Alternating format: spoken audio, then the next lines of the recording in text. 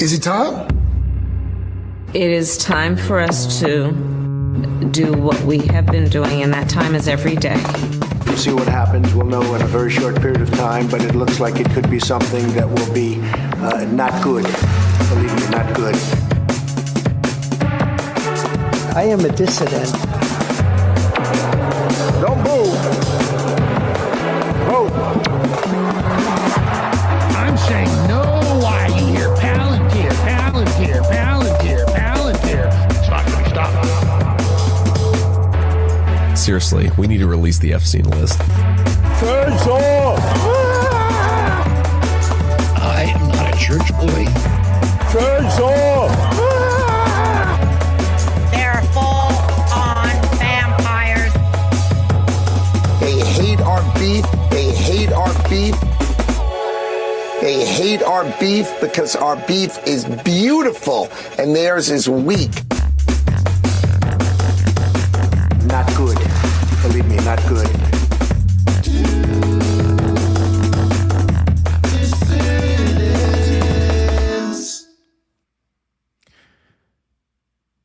Hello, dissidents. Welcome, one and all, to a Tuesday matinee edition of the Do Dissidents podcast. Keaton Weiss here with Russell Dobula, of course.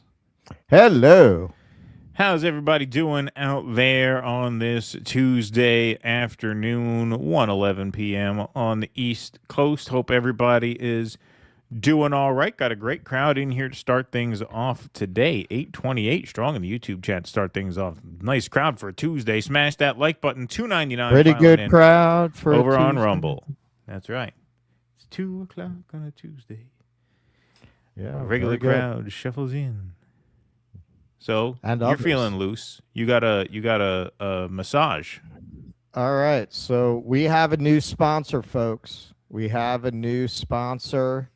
Indeed, it is the Women's Massage Center by ex-prisoners. This is a real thing here in Chiang Mai.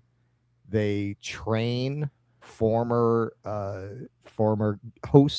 guests of the state in the art of Thai massage. There's actually a training place that you can go to. These are the graduates here, I believe. Recommended by TripAdvisor. It's actually very popular. A lot of people go there because if you want to have that experience, actually Thai massage is recognized by UNESCO as an intangible cultural element of Thailand. So which is why I did it. I actually thought about this. That's kind of like ice murders here, an intangible cultural element of America is being shot in the back by ice. That, massage is their version of that, I guess.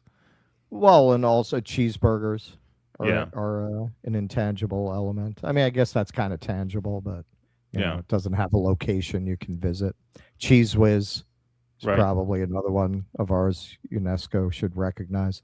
But yeah, I wasn't going to do it. And I thought about this, it was actually Jimmy who opened up my mind to the idea that the food of a place is actually part of the experience. I don't think that way. I think in terms of the museums and the libraries and the architecture.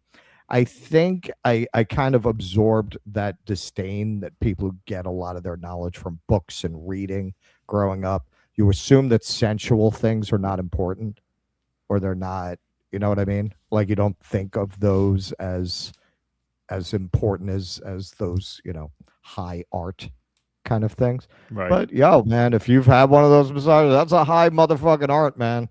I was telling Keith before we went on, I guess they adjust if they have someone who's very unflexible, because I've never had a massage like that. That's where they take your arms behind your back and pull you and they twist you. And those women have to be strong actually to do that. And they're little women, but they're pretty pumped. Oh yeah. Doing that gotta all be day. strong. Of course. You gotta do that all day too. It's hard to do that for one person, I would think. Yeah, no, and they're climbing on you with their knees. You got this little woman, just basically cracking you. So they're pulling you around like taffy, man. And the cost of that, 300 baht. It's about $12 an hour for an Wow. hour. So if you are ever in Chiang Mai, that's why a lot of people like to go there, because you're supporting a good cause. Like if you want to have that experience, why not have it there? And support the women. Yeah, absolutely. Absolutely. For a good cause, for sure. So, yeah, that sounds fun. So that was today, right? Because it's 1 a.m. So that was today, basically, right? If you count. Get your mind out of the hours gutter, people. I know what tonight. you're thinking. I know what you're thinking. That's part of the advantage of going there too. This Right. is sponsored by the state. They're not going to offer you a handy. That's right. That's right. None of that. Yeah. Look, actually, in Chiang Mai, I have not really seen that. In Bangkok, you see a lot of these places that say like entertainment massage, right? Right. Not a lot of that here, man. Maybe it's because it's a city, but I think known for its Watts, like it's very religious kind of a city. So I really haven't seen that. You do have a lot of like legitimate Thai massage spas, though. Right. Well, that makes sense. This is my last day in Thailand. Last day I'm in out Thailand. in the morning. That's right. I'm on Russ a boat. Yeah, Russ is traveling for the next couple of days. So actually on Thursday, I'm without Russ. We've got a great show in the works for Thursday. I got one guest booked already. It's a big one. We got Glenn Greenwald coming back to the show on Thursday, making his triumphant return to the Do Dissidents podcast. We had him on a little over 2 years ago, right? It was December of 2023 was the last time we had Glenn what on. was going on? I can't remember. There was like something specific. Well, that was the beginning of the genocide. So we were talking a lot about that. And then I forget what exactly else there was. But yeah, so Glenn is coming back on Thursday. Won't be here for the whole show. I'm not going to keep him here for 3 hours. But we'll do a nice interview with him. So much to talk about with him now. Yeah, if he wants us to throw him co-host work, he should stay on a little longer. Yeah, right. Yeah, exactly. See if he can read super chat. Tell him to show you how much he wants it. Yeah, right. Exactly. Yeah, I will be on a boat up the Mekong Delta on my way to Luang Prabang in Laos. So that is where you will next see me. This Thursday is one of 2 shows that I have to miss before I go to China. Right. So, yep. So we got Glenn on for Thursday at 12 p.m. Eastern. And today, the last 2 segments of the show will be for members only. We got our members post-game show today, complete with your calls. So if you would like to sign up and join us for the end of the show, patreon.com/do dissidents. If you join now, you'll see the most recent post in the archive has the link to join us in the members only room. We got some people in the members only room right now. You got 13 hanging out over there. You're in the right place. We will be exclusively over there in just a couple hours. So if you'd like access to that, you can join up. Patreon.com/do dissidents. A great way to support the show and access some bonus segments today. Can I just do a plug before we move along? Yeah. I did manage to finish up the second full video for the Russ on the Road channel, and this isn't like a 5-minute one. There's like a 20-minute one that encompasses my entire first day in Bangkok, where I did an insane amount of stuff. So that will drop. Oh shit! What are you? Where are you? What time are you? What day are you? 12 hours behind you. We're Tuesday, 1:20 p.m. right now. It's Tuesday, so it's okay. So it will drop your Wednesday morning.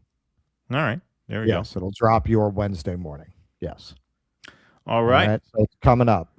Fantastic. That'll be fun. All right, let's get on with the news. Drop the channel info. What is it? Oh. Yeah, where is that? Yeah. Oh, yeah, here it is. Russ on the Road NYC, youtube.com/@Russ on the Road NYC. I think Jesse put that in the chat. Thank you, Jesse. Appreciate that very much. Yeah, so that's the channel. Go ahead and subscribe. And click on the notification bell so you see when that video drops. I usually put them at 10:30 based on my esteemed colleagues' advice. Yeah, that seems to be a good time. The morning posts tend to do well. So, all right, make sure you're subscribed over there. And let's get locked in. We've got a big show today, a lot of stuff to get to. So, yesterday we saw an avalanche of, what's a word I can use in the first 15 seconds of the video? An avalanche of garbage pour down on the Trump administration from all corners of the media space. Tom Bevan from Real Clear Politics says, I've been doing this for 25 years. I can probably count on one hand the number of times the editorial boards of the New York Times, Wall Street Journal, Washington Post, and New York Post have all agreed on an issue. Yeah, the issue is ICE done fucked up. So the Wall Street Journal editorial board writes, time for ICE to pause in Minneapolis. Alex Preddy made a mistake, but he wasn't a domestic terrorist. What mistake did he make? He was filming on the sidewalk. He went to help a woman up. I don't think he made a mistake. The unjust killing of Alex Preddy, writes the Washington Post editorial board, marks a turning point in Trump's second term. Congress can step in to stop the president from overreaching on immigration. The New York Post didn't see this one coming. This is the most surprising one of them all by far. The editorial board of the New York Post says what Trump's next move needs to be in Minneapolis. The opening sentence right at the bottom, font's a little small, but you can read it there. It's time to de-escalate in Minnesota, Mr. President. And the New York Times says the Trump administration is lying to our faces. Congress must act. Yeah, when the New York Times, the New York Post, and the Washington Post, and the Wall Street Journal are all in agreement, that is a rare day. That's a rare day. Add to that, Fox News. Here's human cigarette Trey Gowdy talking about how the memory of Alex Preddy is being, maligned unfairly, and how this was an unjustified killing. Streets people, you remember Kyle Rittenhouse and how he was made a hero on the right. I am sure there are people on the conservative side who are saying, wait a minute, you mean you can't take a firearm to a protest because you were just celebrating the guy for doing it a couple of years ago? Alex Preddy's firearm was lawfully being carried. It's lawful to carry a gun in Minnesota. He never brandished it. He didn't point it at the cops. And we certainly should not be labeling him as being a domestic terrorist who was going to execute cops. There's no evidence to support that. Kind of sounds like George Bailey a little bit, right? A little bit. There's no reason to be calling. There was never any evidence that he was a domestic terrorist, Mr. Potter. That's right. That's right. So even he's talking some sense. It was just a chorus of condemnation from everywhere you could think of yesterday. And early in the day, the Trump administration signaled a bit of retreat. Now, it's a sad day when Tom Homan is the face of moderation, but Tom Homan called in, which signaled the ouster of Greg Bovino, the menstruating lesbian midget who they put in charge of ICE operations in Minnesota the week prior. We're going to get into that a little bit later in the segment. But yeah, Tom Homan, the man in the box, the man raised in the metal box, coming out of the box to take over duties in Minnesota. Welcome to the soundboard, by the way, Tom Homan. There we go. Well, President Trump says he's sending border czar Tom Homan to Minnesota in the wake of a fatal shooting after an encounter with federal agents, signaling the ouster of Greg Bovino to happen later in the day, which of course we'll get to. But we're trying to move in chronological order here, everybody, so as to not lose the plot. Governor Tim Walz called me with the request to work together with respect to Minnesota, tweeted Donald Trump at 11:37 a.m. It was a very good call, and we actually seem to be on a similar wavelength. I told Governor Walz that I would have Tom Homan call him, and that what we are looking for are any and all criminals that they have in their possession. The governor very respectfully understood that, and I will be speaking to him in the near future. He was happy that Tom Homan was going to Minnesota, and so am I. We have had such tremendous success in Washington, D.C., Memphis, Tennessee, and New Orleans, Louisiana, and virtually every other place we have touched, quote unquote.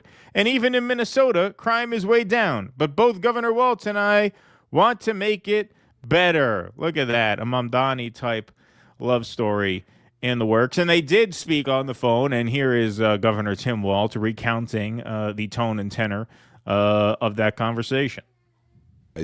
Along with the president, I think it was productive. Yeah, so let's start with that call. I understand that you initiated it. Is that correct? We asked for it a while back, and if this was the time they came through. I got a early morning call from the president's chief of staff, who we have been communicating with regularly, several times a day, myself or my team speaking with Susie Wiles, and she said the president wants to speak with you, and they called back in to us, and we spoke for about 10 minutes. 10, 15 minutes. Did the president make any firm commitments that the course of this immigration operation will change? Well, I asked two things were clear. First of all, I asked that we have a fair and independent investigation into the murder of both Renee Good and Alex, and that we have to be able to do that. And he said, we'll look at that. We'll take a look at that. And I said, we just have to reduce these numbers. We started out with that. And he pledged that, look, I'm going to send Tom Holman in. We'll do things differently. He explained to me how he thought it was very successful in Louisiana, very successful in Louisville, which I shared with him, but ICE did not shoot anybody there, and the presence was much smaller and much more targeted, like they were doing actual ICE work. This is, as we've seen, massive numbers. So it was cordial. I think he understood this. I told him that this is unsustainable, and I said, quite honestly, no one wants this, and I hope that's true. No one wants this. What about the investigation? I mean, you asked for him to allow state investigators into the fold regarding the deaths of Alex Preddy and Renee Macklin Good. What precisely did he say in He said response? He would look into it, and he said, look into it. I hear you. We'll look into it. And what if that doesn't happen? Well, then we'll keep pushing. I mean, this is, and I want to be very careful here. I don't want to, and one of the reasons that I am staying a little behind the scenes and working constantly on those calls is that part of this is about how you're viewed by this White House. I think the listeners here in Minnesota know that I'm somewhat of a lightning rod for this administration. I certainly don't want to be that, but I've had to be speaking up about the atrocities that we're seeing and pushing back. So at this point in time, the president certainly seemed earnest. He pledged to me that we would do this. As I said, we've been in communication over the weekend with his team pretty extensively. I'm understanding now that, and he said he would have Tom Holman in here, and we'll be in touch, I hope, later tonight. I'm understanding that Mr. Bovino and Kristi Noem are no longer going to be here. I would take that a step further. I would hope they're no longer in jobs because they've helped foster this. And we spoke a little bit, and I tried to make the case about Alex. I just spent a set-down hour with his colleague. So there's a recap of their phone call here. Patrick Henningsen says Trump didn't just lose the midterms, he just lost the country. Now he's pissing his pants, begging Tim Walz, of all people, to rescue Trump and ICE's disastrous optics, hoping governor will somehow let Trump down easy so he can scurry away to the next train wreck. Crime is down in Minnesota because of ICE. No, crime will go down when the criminal Fed paratroopers, I guess, finally leave town.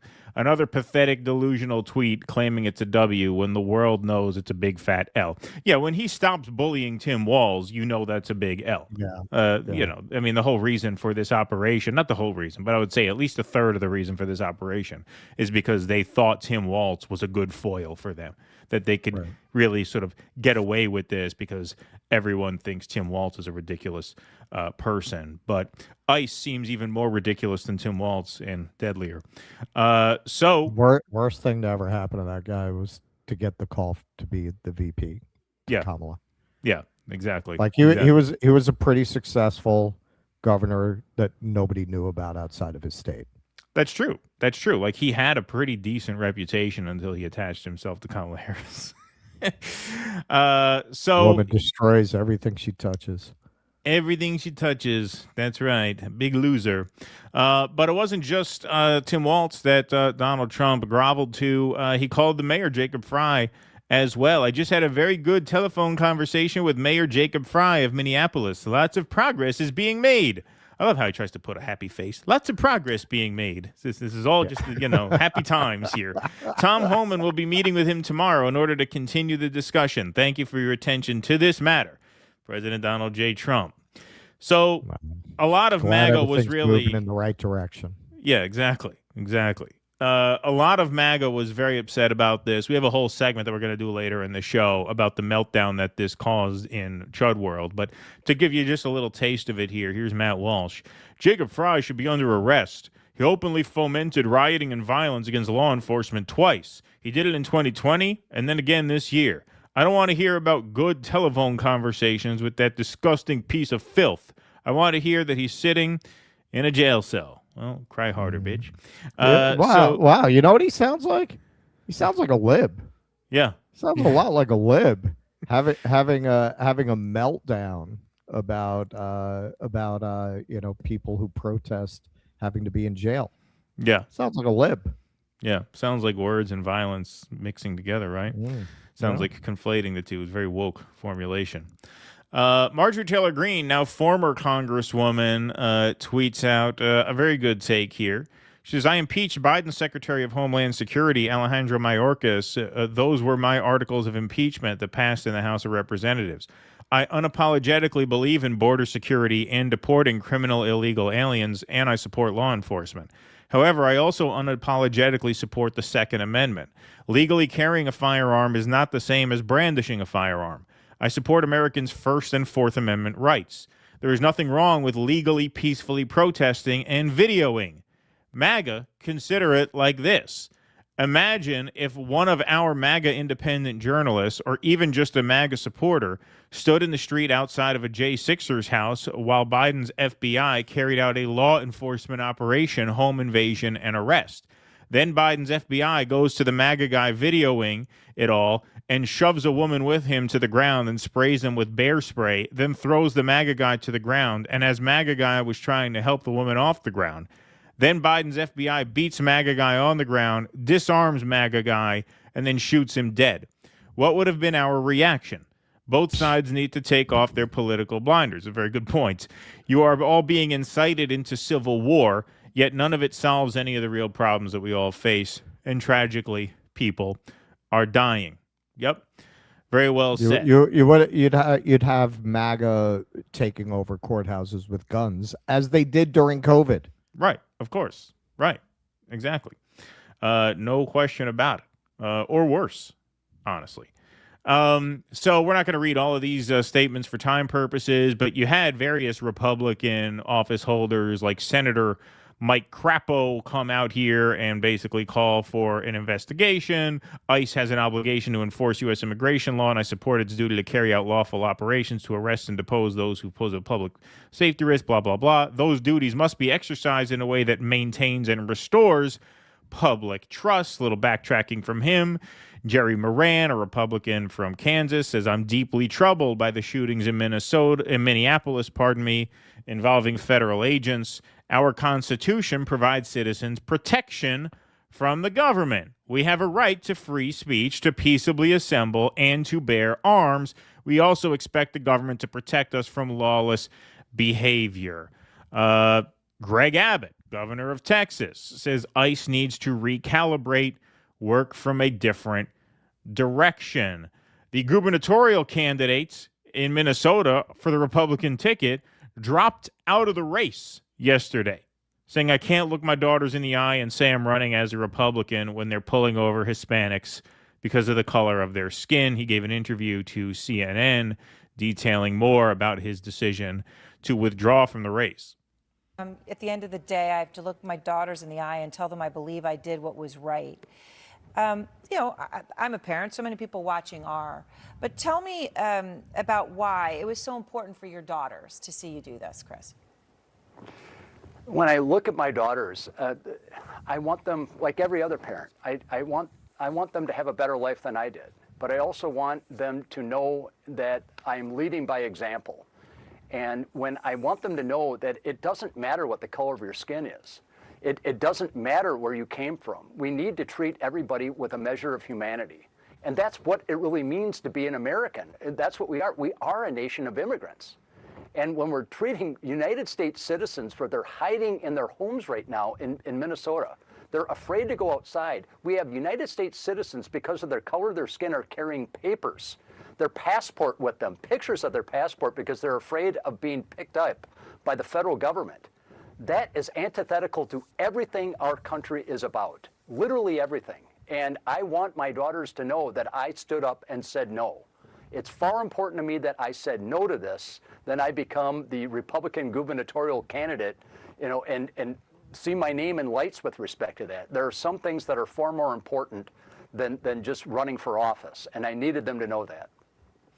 Well, here is sleazy feline Ted Cruz.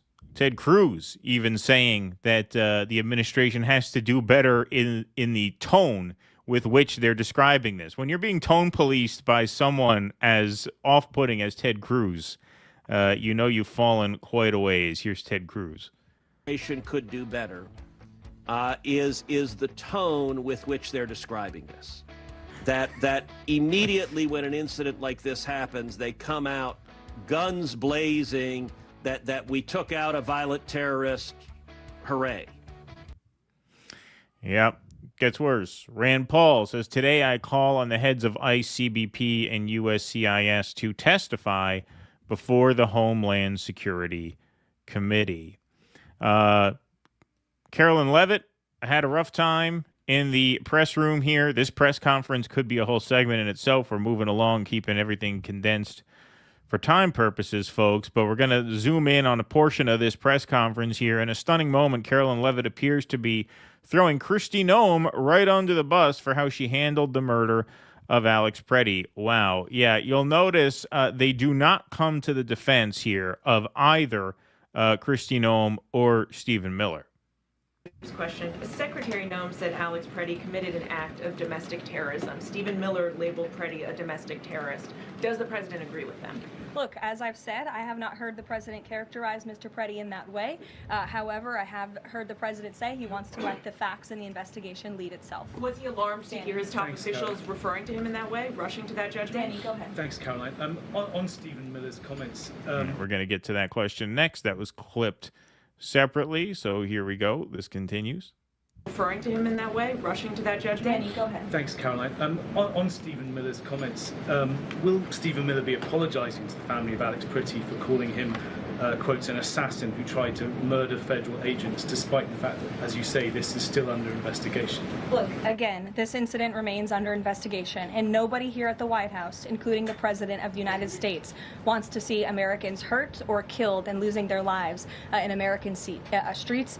And we mourn for the parents. As a mother myself, of course, I cannot imagine the loss of life, especially losing one's child. And that same empathy from the President goes for the parents of angel families, and parents of victims of illegal alien crime across our country as well. And that's exactly why the President continues to be wholeheartedly committed to deporting the worst of the worst criminals from our country. Now back to the worst of the worst. Back to the worst of the worst again. Here's another one. DHS posted, it looks like they wanted to do maximum damage. Stephen Miller called him an assassin, meaning Alex Preddy. Why did the administration jump to conclusions before the investigation? And notice no defense for that categorization once again. Caroline, regarding Minnesota, on Saturday, the Department of Homeland Security posted that Preddy looks like he wanted to do maximum damage to massacre law enforcement. Stephen Miller on Saturday posted that, or called Preddy a would-be assassin. Why did administration officials jump to conclusions before an investigation had even been conducted? Well, look, this has obviously been a very fluid and fast-moving situation throughout the weekend. As for President Trump, whom I speak for, he has said that he wants to let the investigation continue and let the facts lead in this case. Notice everyone with a lot of plastic surgery ends up looking like Michael Jackson. Yeah, that's true. That's a look. He really was a trendsetter. He was. Interesting. Stephen Miller is looking increasingly isolated inside the White House as others start realizing that deliberate, concerted ethno-nationalist brutality and sadism is hurting Republicans politically, per the Wall Street Journal write-up. The highlighted text here, Stephen Miller, of course, has continued to push for aggressive immigration enforcement, arguing the administration shouldn't back down in Minneapolis. Well, all of this reads as Trump in retreat, combined with the fact that there was no backing him up at that press conference, suggests that, yes, he may be alienated in the White House, but not before J.D. Vance sort of hitched his wagon to Stephen Miller's star there. John Favreau tweets, next time J.D. Vance gets in front of a camera to scold Americans for not believing the lies he's telling, reporters should ask him why he falsely smeared a dead American citizen as an assassin, noting that Vance reposted and boosted, of course, Stephen Miller's grotesque categorization of Alex Preddy as an assassin. And yes, of course, yesterday evening, Greg Bovino has been shown the door, removed from his role and expected to retire soon, sources tell Nick Miroff. So the Atlantic suggested that he was going to be out of a job entirely. There's conflicting reporting on that. Nick Sorter very upset about this. Again, the hardcore chuds were really having a meltdown yesterday that not enough blood had been spilled apparently for their taste yet. Major breaking: Gregory Bovino has now been relieved of duty as Commander at Large of the U.S. Border Patrol. I've exclusively learned. This is BS. Trump must reverse this now. See, this is of all the issues that you give daddy pushback on, this is the one. Bovino put his life on the line every single day, pushing for mass deportations across the country, going head to head with leftists and reminding them who's boss. His family's been on lockdown for months, and despite the constant death threats, he's still in public leading his men every single day. Do not cower to the Democrats, President Trump. Back Bovino, says Nick Sorter.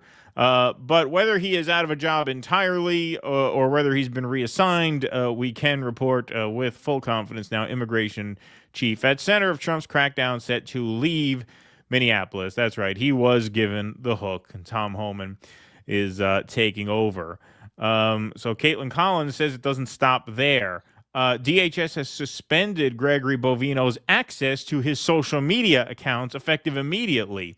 He spent yesterday, meaning the 25th, responding to people who were criticizing him and raising questions about his unverified claims about Preddy. Yeah, these are just a couple samples of Bovino, who was apparently tweeting at people who were criticizing him on the 25th. This would have been Sunday. Even my most liberal friends are saying the opposite of what you say, responding to Travis Akers there. He also says, now, Eric, are you making the choice for agenda-driven drivel, responding to Ed Krasenstein? I guess he called him Eric by accident there. But if you look at, the backdrop against which all this happens, here you have yet another just absolutely crushing poll coming out. Generic ballot among independent voters, 49-23 in the Democrats' favor. The last poll had Democrats up 15. I mean, they're just losing support faster than you can imagine, faster than I think any party has ever lost support. I mean, when I said too big to rig, I meant for us, yeah, not for them. Exactly. I mean, these numbers are really unheard of. Like, you're really in uncharted territory in terms of these kinds of margins with independent voters. Like, a wave election is where one party wins the independent vote by like 10. That's considered a wave. You win the independent vote by 20, 25 points. I mean, it's just, again, it is really without precedent. January 26 poll of 2,507 U.S. adults, percentage who think the federal agents who shot a man in Minneapolis this weekend should or shouldn't face criminal charges. Well, if you look at that, 61% of independents says yes, that the ICE officers involved in that shooting should be criminally charged. Only 12% say no. And if you look at Republicans, the numbers are, of course, completely ass backwards from what they should be. But even 21% of Republicans say, yes, he should be charged. 27% say not sure. Only half of Republicans are towing the party line here, as it came from Stephen Miller. And what are they going to do to get back the narrative? Well, bring in Adam Carolla. Let's see, what washed up has-been comedian can we pull out to try and rehabilitate ICE? Well, here's their big idea. Here's Adam Carolla on Jesse Waters chiding his Hollywood friends for being critical of ICE. Should sit this one out. You idiots were just wrong with COVID like 10 minutes ago. Remember? For 4 years, they were wrong with COVID. Right. For 4 years, they were wrong with Russia, Russia Gate, Hunter Biden's laptop, Joe Biden's sharp. You know, it's amazing how these people don't realize what self-owns these are. Like, remember how authoritarian they were for making us wear masks? Well, that means that ICE agents get to shoot people in the back. Like, what are you even talking about? Like, it's so nonsensical. One of the guys at the Carolyn Levitt press conference, in fact, the first guy they called on was from one of these like ridiculous hack right-wing outlets. I forget. You know, they have the alt media section now that sometimes they call on. The first question is, you know, I didn't hear liberals complaining when Ashley Babbitt got shot. What's with that? And like, you really want to go there? You really want to reference the other government assassination of a civilian as if what?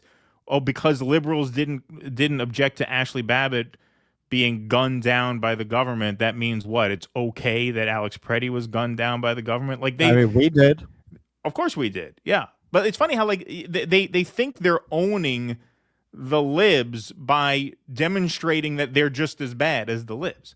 Like this fucking imbecile. Well, you remember how during COVID, how wrong you were? Yeah, you're exactly as wrong right now. That's the point. The whole point is that you can't call people authoritarian for implementing mask mandates when you are justifying shooting someone in the fucking back and saying that Hollywood is out of step for criticizing ICE. Like, it's just so backwards. And there's no digging their way out of this. I mean, we saw this. Everybody from, you know, Trey Gowdy on Fox News to just all these newspapers from all over the spectrum to Republican governors to Republican senators coming out saying this has to stop. It was just a complete implosion of support yesterday with capitulation after capitulation from Trump himself. It is really shameful and terrifying that a guy like Tom Homan is the so-called moderate. He's already out. I mean, he was on TV today. I didn't have time to add this. I saw this just before we went on. He was on Morning Joe talking about how, no, we're gonna let these protesters know. We're gonna take pictures. We're gonna send pictures to your employers. Yeah, like the employers give a shit. Nobody likes ICE. This is only like, what do you think? They're gonna fire a cashier because they were out protesting ICE? No one cares. No one cares. They're on the wrong side of the issue, and the momentum has just so far turned against them so sharply, as we knew would happen. We said on Sunday, this killing is a tipping point because it's even as blatant as the Renee Good killing was. And I don't want to minimize how blatant that was by comparing the two. I almost feel weird parsing the two because that was obviously an outrageous, unjustified act in and of itself. This is even more blatant than that. And everybody sees it from multiple angles. And Stephen Miller and Kristi Noem and J.D. Vance really, really hurt themselves in their cause by coming out with this bullshit about how he was a domestic terrorist without knowing the first thing about the man. Then it comes out he's a VA ICU nurse. Like, I don't want to call it funny because it's not funny because two people are dead. But the spectacle of this is just otherworldly when you see just how unbelievably just down the drain they have just flushed their reputations in such little time. Yeah, Adam Carolla needs to get a show with Walter Kern and Rob Schneider. You know, the bitter, washed-up hack hour. Remember when you closed the beaches during COVID? Well, so I don't want to hear you talk about ICE shooting people in the back. When we were shooting Deuce Bigelow, I used to grab tits left, right, center. Nobody said anything. Everyone thought it was funny. I used to grab him by the pussy. When you're starting, let you do that. Trump is right. He was right about that. They loved it. They loved it. Yeah. No, what a sad bunch. Okay, so this is the point that you can really sense. And we were talking about this a little offline. I mentioned him a lot. You know, Morton Downey Jr. was really the grandfather of that whole go rant on a mic about the loony left. Like he really kind of invented that genre as we know it now. I know there were some people who did things like that before. He was the first one who really broke out. Like, yeah, you had some AM radio people, but he was the first one who was like on TV doing that. He wound up literally a circus act. Literally a circus act. He was literally towards the end of his life doing shows in the big tent. That's how these people are going to end up, like, or the equivalent of that. You can see very clearly, you can feel it at this point. Once they're really removed from power, it's not going to go well for these people, man. They really revealed themselves. All of the, as it turned out, false premises that they put forward of being for freedom and being for Western values of debate and the marketplace of ideas, they're never going to be able to use that again. They're never going to be able to use it again. They're never going to be able to be taken seriously again. Basically, what the libs did to themselves with, taking graphic sexual material out of your child's junior high is book banning, and you're a bigot if you don't think that should be there. That's what they're doing to themselves now.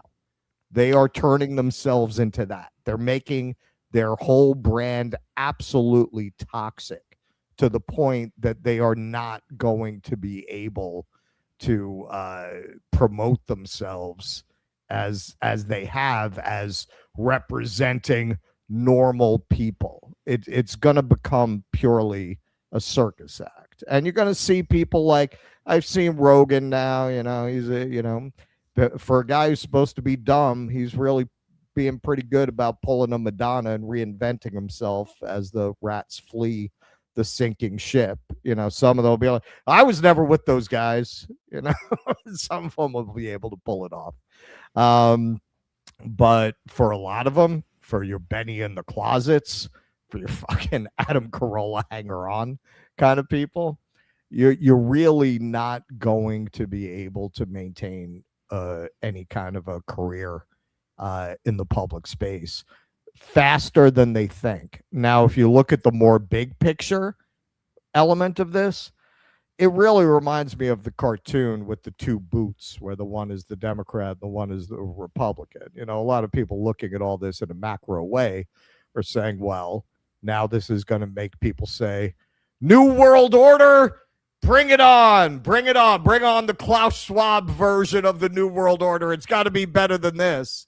It's not like your political electoral alternatives are offering you a return of freedom. They're going to take, as they always do, the Republicans go this far, and then people run to the Democrats.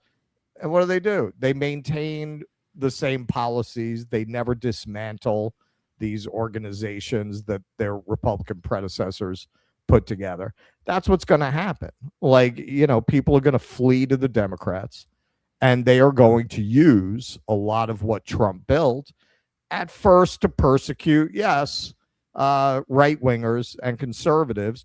But, hey, they don't like the left either. They're going to come after the left as well. Like, all of this apparatus is going to be turned against everybody now that this is out of the bottle. It's just a tactic, man.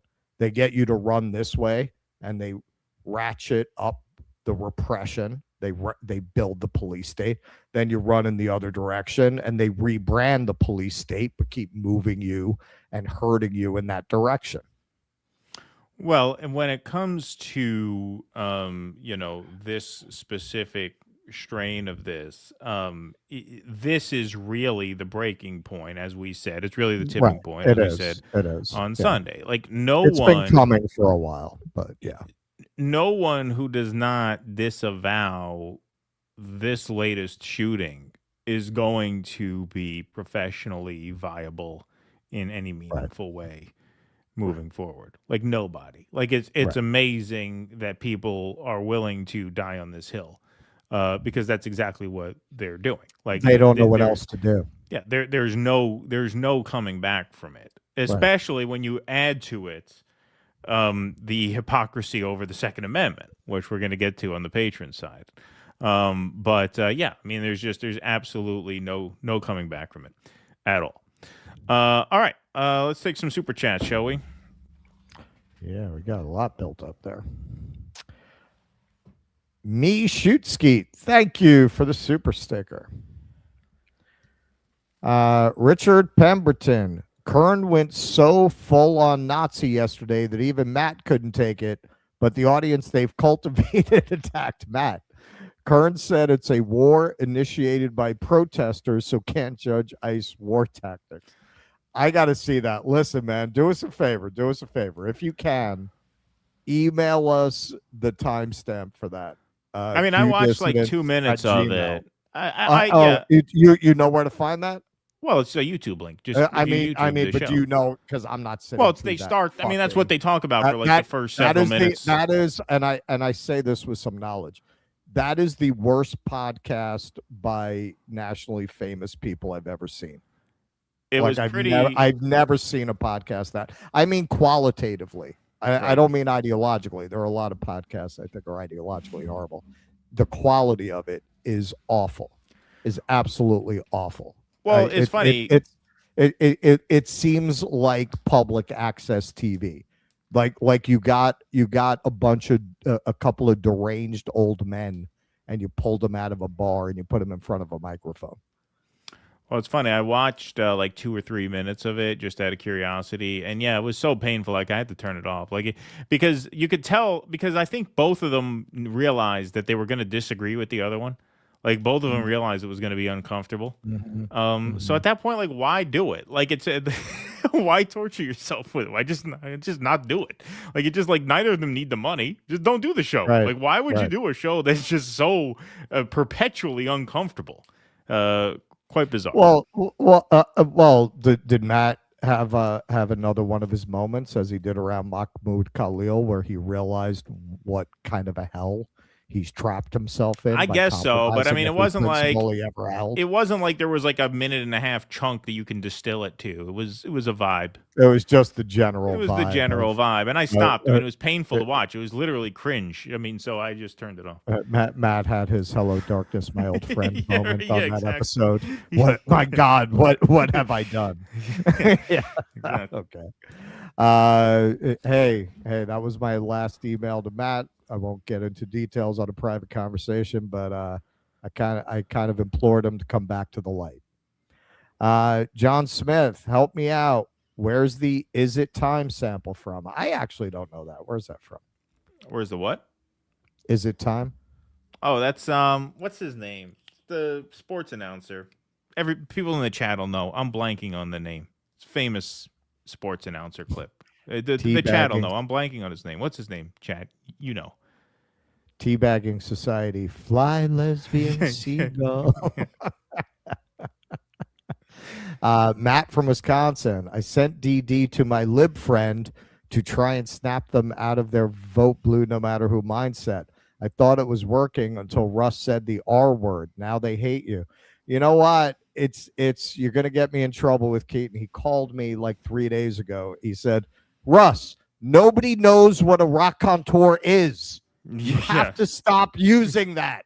It turns people off. Right, yeah, If you notice, I have not said raconteur in quite a while. Yeah. Because Keaton told me not to. So tell him to come back. Tell him I will not use that word anymore. Howard Cosell, thank you. The chat knew. That was Howard Cosell? It's Time was the Monday Night Football thing, wasn't it? Yeah. But it doesn't sound. But that's not Howard Cosell. But wasn't that the phrase? That was a phrase, but maybe, I don't know if but that's not. That's definitely not. No, that's definitely not. Not the soundbite, but isn't the phrase "Is it time" or "It's time"? That was a Monday Night Football thing, right? Yeah. Gray Ghost Infinite Super Sticker. Yeah, but Howard Cosell had a very distinct voice. United We Rise org. I'm happy for UpScrolled, but also having a bit of an existential crisis. I've been building my own social. UpScrolled was started through Tech for Palestine Accelerator.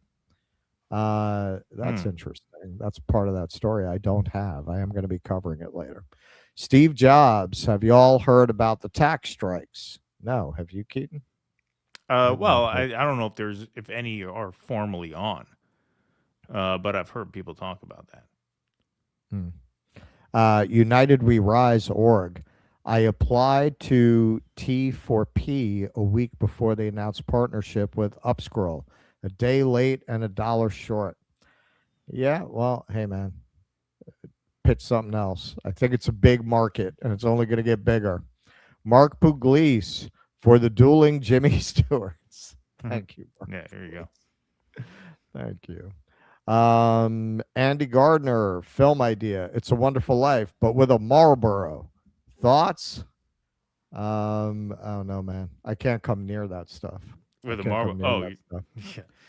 Yeah, I'm an ex-junkie. Tom Clubbing. Trump sending ICE agents to the Olympics to bolster security. What the actual F? You know what? I was reading a story today about a former head of FIFA saying, people really shouldn't go to America for the match because it's dangerous. I mean, I would imagine they are going to have that problem. Who the fuck wants to come here, man? Who wants to come here? I would imagine. Why? Yeah. So you can freaking get an ICE agent's fucking hand up your ass to the fucking elbow? Fuck that shit. Andy Gardner. Waltz is an expert at sounding like he's important. By comparison with what he's dealing with, he sounded pretty damn good to me in that interview. Didn't sound like former lesbian, current trans man Bovino there. Yeah. Charles H. Diop. The recent dome talk reminds me of Trump's orange dome given to Bill. I gave the best dome, and Bubba has a big one. Not quite Army Palmer, but it's close. Okay. All right. To the Rumble rants. Yeah, do some Rumble rants over here. Ken G says, as I said last time, everyone get on UpScrolled. Blakely, Medea Benjamin, and Guy Christensen have all moved there. Help destroy TikTok. Yeah, we're covering it, man. We got a segment on that today. Everything's a scam. Everything's a lie. Turns out MAGA were also commies. The intelligent are not surprised. Thank you, Vienticus. Professor Brown note. Here, Russ, we want you to read that in Trump's voice. Oh, yes. Yeah. You got to bring it back. Oh, what happened? Oh, it timed out? Yeah, it timed out. Welcome to Mar-a-Lago movie night program. Triumph of the Will. Rush Hour 3. Melania does Ljubljana in director's cut. Enjoy. There you go. Nice. I saw an article that Melania has premiered now in the UK that it's not going so well. They're selling like one ticket. Yeah, I mean, who would want? Who would pay to see that? Yeah. I told them they should include her considerable sex work portfolio. I told them that would put asses in the seats. Some say she's still a sex worker, given my horrific odor. You have to be getting paid to put up with that. It's insert here. Have you informed your Republican friend that they're also a Bolshevik commie yet? Professor Brown, no. Domestic terrorism, like what Kristi Noem's cooking. Boom. Vienticus Prime says, I'm sure we can all see the new definition in the lexicon. Winning noun as popularized by Trump, fulfilling the wishes of the oligarch class at the detriment of the ran out of characters there. But Judy Denmark, thanks for the $50. Let's have a bell for Judy Denmark, please. Thank you, Judy. Appreciate that very much. Says, I fell down a flight of stairs and landed on my head. Take the money while I think I am rich. Still more coherent than Trump. Great free health care in Denmark. Jesus. Well, I hope you're doing okay. And yeah, I hope you're taking advantage of that free health care. I hope you're all right, Judy. Thank you very much for that donation. Seems like you're still coherent enough to type, so that's good. Abiding, Gavin, AOC, Jay Stewart are all dead enders. We must rally around one true candidate, Dr. Shiva. Vote for me or suck Zionist clock. Thank you. Abiding 71. Sonny D. Beat, yo, no mo Bovino. Bye, bitch. That's right. Bovino is out. All right. Let's see what Russ got there. Average citizen example. We Republicans took away gun rights before Democrats could protect billionaires. We're winning. Bonzo Beans, have you ever asked Jody Barr to come on the show? Insightful and relevant. No, I have not. She's been on with Nick, though, hasn't she? I think so. I think I'm thinking of the right person. I hope I am. I think I am. All right. We will move right on along here. All right. So, you started to see a lot of momentum shift away from MAGA since, most people with a head on their shoulders kind of realized that it was kind of a bad look to be like, hey, if the government murders you for filming them, that's your fault. Not Megyn Kelly, though. Megyn Kelly is very confident in projecting zero sympathy for Alex Preddy. So let's take a look. Now, this is not like an instance where, maybe she got carried away and someone else clipped it. No, this is tweeted out by the Megyn Kelly Show account. So she's proud of this. I mean, she feels like she nailed this, and she really wanted to share this with the internet. So here she is saying, I know I'm supposed to feel sorry for Alex Preddy, but I don't. Supposed to feel sorry for Alex Preddy, but I don't. I don't. Do you know why I wasn't shot by Border Patrol this weekend? Because I kept my ass inside and out of their operations. It's very simple. If I felt strongly enough about something the government was doing that I would go out and protest, I would do it peacefully on the sidewalk without interfering, via a whistle, via shouting, via my body, via any other way. I would make my objections known by standing there without interfering, because interfering is where you go south. He was standing there without interfering. He was filming. He was filming. We've all seen it on tape. We've all seen it on tape. And even if he was interfering, by the way, it doesn't give you the right to shoot him in the back 3 times. Or however many times they shot him. I think it was more than that. Let's take a look one more time. I know I'm supposed to feel sorry for Alex Preddy, but I don't. I don't. Do you know why I wasn't shot by Border Patrol this weekend? Because I kept my ass inside and out of their operations. It was very simple. If I felt strongly enough. Yeah, if you listen closely, you can hear the Von Trapp family hiding under the boards. They can't wait for her to leave. They're like, like when is the talking? When is the recording over? Yeah, when does she leave for lunch? Something the government was doing that I would go out and protest, I would do it peacefully on the sidewalk without interfering, via a whistle, via shouting, via my body, via any other way. I would make my objections known by standing there without interfering, because interfering is where you go south.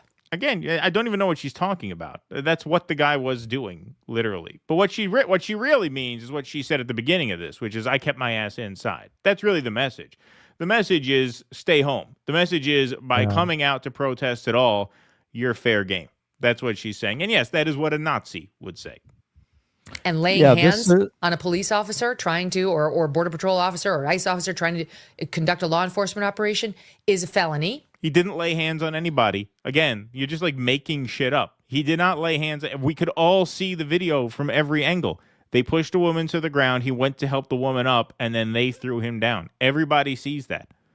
And now you are going to get arrested. And if you do anything that resembles resisting, you're in serious trouble. Doesn't like what? Like shielding yourself from them? Yeah. No, this is freedom. They love America.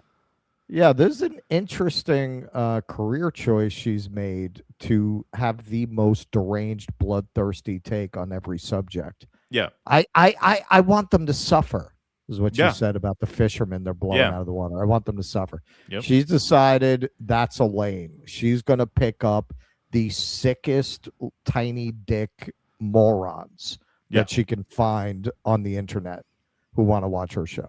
She's saying when all the Benny in the closets fall, they're going to come to me. What's left, the refuse, the shit at the bottom of the shoe of the podcast universe, they're coming to me because I had the sickest take at these moments. Yeah. Yeah, exactly. So the reactions to this were good. He should have complied with law enforcement officer commands, says the thin blue line MAGA guy at the crucifixion of Jesus Christ. Mr. Spock says, you don't feel sorry because you are evil. That's why, Megyn. You have no conscience. Yet you will try to come off as righteous, but you are the epitome of a pure evil American that can be traced back throughout all of U.S. history. Here, here. Yes. Brad Meisela says, you can tell these people aren't actually religious, because if they were, they'd actually be worried about going to hell. That's right. Nicholas Caravan says, nothing screams freedom more than obligation to stay at home while masked armed federal agents patrol your streets, or else. And Professor Zenka says, Megyn Kelly is a liar. Alex Preddy did not push his hands on federal agents. He also did not impede the work of those agents. He gave aid to a woman that was being physically abused by federal agents. Megyn Kelly believes Alex Preddy deserved to be executed. She is a monster. Yeah, absolutely. Even the most psychotic of psychopaths, like Kristi Noem, have feigned regret at the fact that he was killed. They said, we're sorry, it's a tragedy, but you shouldn't have brought, like, everybody basically. I mean, Stephen Miller hasn't said that. He hasn't really said anything since he tweeted out what he tweeted out. But just about everyone, even the craziest people who've had the craziest takes about this, have prefaced those crazy takes with, we feel sorry about what happened. Now, of course, they don't feel sorry about what happened, but they know they should probably lie and say they feel sorry about what happened. They know it doesn't look good to come out and say, well, no, I don't feel sorry for him at all. But just about all of conservative politics, I've observed this since I was a child. Since I was, long before I was even old enough to understand what politics even was, that just about every conservative political argument is about how, well, if you didn't want to suffer, you shouldn't have done what you did, right? How all of your suffering is your fault. It's a function of your own choice. Well, if you didn't want to starve, you should have gotten a better job. Or if you didn't want to, carry a baby to term, well, you shouldn't have got pregnant, right? It's always the crux of it is always punishment for poor choices. So let's say the guy did make a poor choice. And the only poor choice, in my opinion, that he made was bringing the gun there. Because unlike a lot of people's fantasies about how they're going to use guns for self-defense, no, it almost always works out the opposite, where bringing a gun into a situation makes it more volatile, makes it more likely that that gun is either going to be turned against you or that the situation is going to escalate. But you know what? We've been through this before. The fact of the matter is we have a Second Amendment. He has a right to carry the gun. That was his only mistake, if he made any. And for that mistake, he deserved to die. Some of them talk about how, well, he didn't have his ID on him. We're going to get into that later on the patron side. Kristi Noem says, well, it's illegal to carry a gun without an ID. Do you know what the penalty is in Minnesota for carrying a gun without an ID is? $25 fine. $25 fine. Not 4 bullets in the back. So even if he did make a mistake, the idea, like, even if I grant you he made a mistake, did he deserve to pay for that mistake with his life? Like, you have to be a psychotically evil person to absorb this and think of this as any kind of perspective other than the ranting of a sadistic lunatic, which is what Megyn Kelly is. And she's proven this over and over again. You're right. I mean, she has really, carved out a lane for herself as being the one who's just, you know what? I'm just going to go with the most sadistic take on every one of these incidents, period. Yeah, well, you're seeing conservative philosophy, and you're right, it does boil down to that taken to its logical conclusion. Right. Where else can that go? This idea of rugged individualism, and it's very anti-community. It's inherently anti-community, right? It's a George Well, I think he wrote a whole book built around the good fences make good neighbors premise, right? It's the that's the essence of conservative philosophy. Every man an island. This is not actually human nature. This is what they'll tell you. It's human nature. If you look at a lot of studies and you look at our actual experience, as makes sense, given that we're a social primate, people are actually inclined to cooperate and to work within communities. This is what you see whenever there are disasters, right? It doesn't go Lord of the Flies. That is not human nature. Whenever you see disasters after 9/11, what did you see? When they polled people, they wanted to change their lives and become teachers. They wanted to dedicate themselves to public service. They didn't turn around and say, every man for himself. That is not human nature. So why do people think it is? Well, who benefits? Right. Who benefits from you thinking that's human nature? Rich people. Right. And they control the narrative. They control the education system. They control the government. They control the media. You are propagandized in America in particular to believe that people can't be better than that and that there is no other way to live than that. And people, in my experience, who have particularly weak egos are very susceptible to that message because it conveys strength. It conveys the idea that if you parrot that message, it means you're strong. And men, obviously insecure men, are particularly drawn to projecting that superficial signaling of being strong and tough by parroting that. It's the saddest thing in the world when I see a working person talking that shit, man. It's very sad to me. The reason I actually am so vicious about it is because I grew up with people like that. I feel bad for them. I saw that happen. Like I saw when I was a kid, they were all New Deal Democrats. And by the time I came home from college, they were all Fox News Republicans. And I saw the result, man. Their lives degraded over it just horribly, man. Horribly. My best friend, man, he had a good union job. By the time he passed away, very young, at only 49, I think it had a lot to do with the stress of a lot of what was being done to him. They had taken away the union jobs from the union painters in the hospitals. That's what he was doing. And they hired them back as contract workers, non-union. Right. That's where that gets you. That's where that gets you, and that's where they want you. That's the whole point. If you can get working class people to turn against their own interests like that, well, who's going to oppose you now? Of course. All right, I want to do one more very, very quick video here. You want to talk about the psyche of what's left of the MAGA movement just presenting itself in totally unvarnished form to the point where you would almost think this is an AI parody, but it's not. It's not. Here's Tim Pool saying, I'm not licking the boot. It's my boot. I voted for it. I'm the one who's stomping. So in other words, he's saying, no, the reason why I support ICE is not because I'm a bootlicker. It's because I'm the one wearing the boot. And it's my boot that's actually on everyone's neck, living vicariously through ICE. You're all under my boot, even though I'm not man enough to take off my beanie and reveal that I have a bald head. This is the alpha male. This is the alpha male, Tim Pool. Just saying, I mean, it's kind of unbelievable how revealing this is.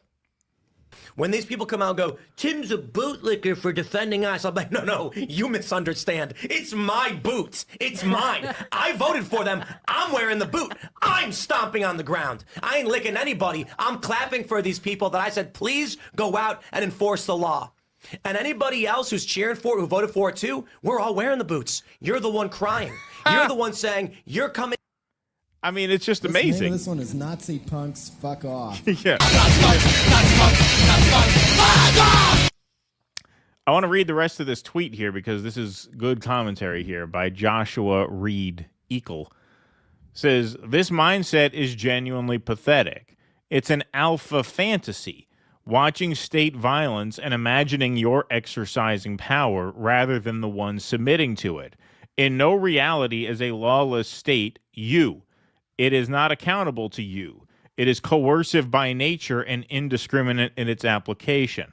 The moment Tim Pool stops being useful, if he becomes a critic instead of a sycophant, well, that'll never happen. Decides an abuse has gone too far, which apparently will never happen either. if you don't think this was going too far, this recent ICE shooting, then you'll never step out of line in that way. Or is simply in the wrong place at the wrong time, that same boot ends up on his neck. It's a power fantasy for weak men. Yes, I'm going to repeat that because it bears repeating. It's a power fantasy for weak men. They cosplay as rulers while applauding their own subjugation. Yes, what is left of the MAGA movement are weak men who seek to live vicariously through the experiences of those they perceive to be strong men. That's what Glenn Greenwald's spat with Matt Walsh was about, or I don't think Matt Walsh actually had the balls to confront him this time, but Greenwald said is essentially, the reason why guys like Matt Walsh support actions like this on the part of ICE is because, they're living vicariously through strong men, because a lot of these people are dweebs who were probably bullied as kids, and so they're in their mind, the image of a strong man is the kid who picked on them when they were in high school. Right? So they conflate bullying with strength, and so they see strength in bullies, and so they champion the bully so that they can live vicariously through the bully, so that it's no longer them getting the wedgie. They're the ones giving the wedgie. And it's amazing how he just expresses that with such little self-awareness to know that he is revealing what a giant pussy he actually is. It's only 20 seconds. I'll play it one more, and then I'll toss to you. When these people come out and go, Tim's a bootlicker for defending us, I'm like, no, you misunderstand. It's my boots. It's mine. I voted for them. I'm wearing the boot. You're a bald dweeb.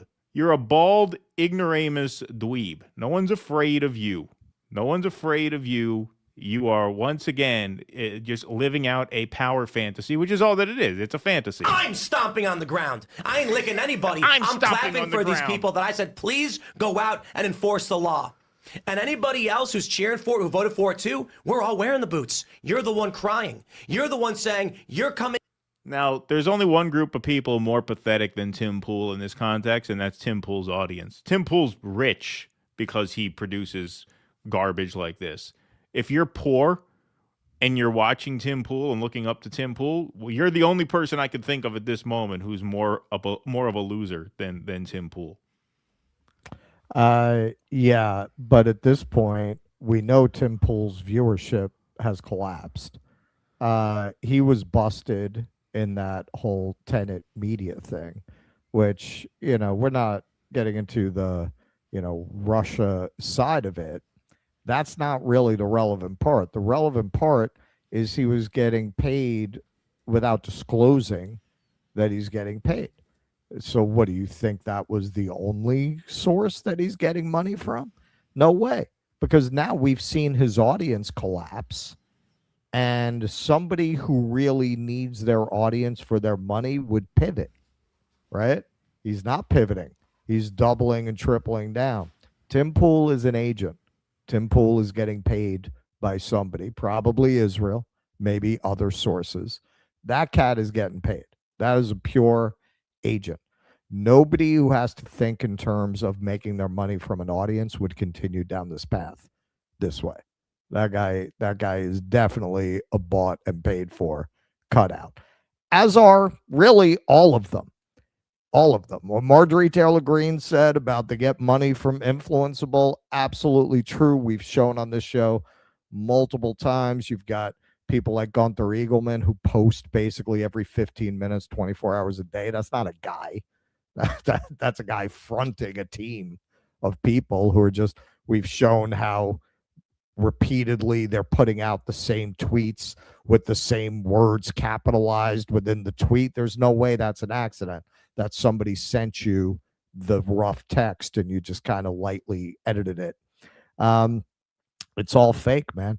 That's how unpopular it really is. You don't get the impression that these people have an audience. They don't have an audience. What they have is algorithmic manipulation that boosts their voices. You take that away, nobody's watching Tim Pool now. You think Benny in the Closet, you think Nick Sorter, you think Eric Doherty. These guys strike you as talented people, charismatic people that there's really an audience for? There is not. There is not. It is a tiny, tiny minority of particularly broken, sick people who are actually watching this. Most of it is bots talking to bots and Elon flipping a switch to boost them in the algorithm on X. There is not. Look at the polling, man. What are the independents going? What, 2-1 against the Republicans, who are the political arm of this movement, the face of this movement? Nobody is behind this, man. It's all fake. And in the end, that kind of a fake reality, that's not sustainable. There's only so long that you can pretend that there's an audience and a public that supports this. And increasingly, they're going so far out because this administration is going so far out. They have no choice. Like that's what they've tied their brand to. They have to keep going out on this limb that the administration is going out on. You've just seen, almost from the day Trump came into office, you're seeing the pool of actual organic support get smaller and smaller and smaller. Like, who's left at this point who supports this? You've even lost the Second Amendment, people. Like, who's left now to support these podcasters and this administration?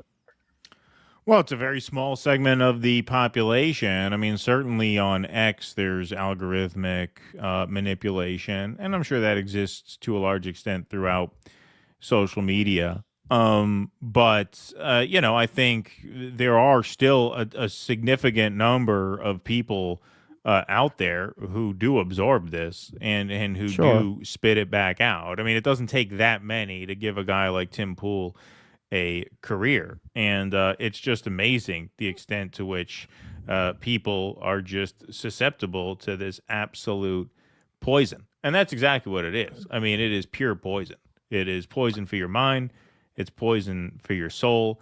I mean, look at what you're talking about. You're talking about a guy with a phone camera who was shoved to the ground and shot in the back. That's what you're talking about. You're going to die on the hill of defending that. That's where you're going to go. That's what's going to be what does you in reputationally forever. These people are not going to have any kind of viability moving forward. I hope they're saving their money now, because these people, Megyn Kelly, Matt Walsh, Tim Pool, Adam Carolla, all these fucking people who are coming up with excuses for this, it's really despicable and it's unforgivable. And the vast majority of the public is not going to be able to forgive them for it. They're just not.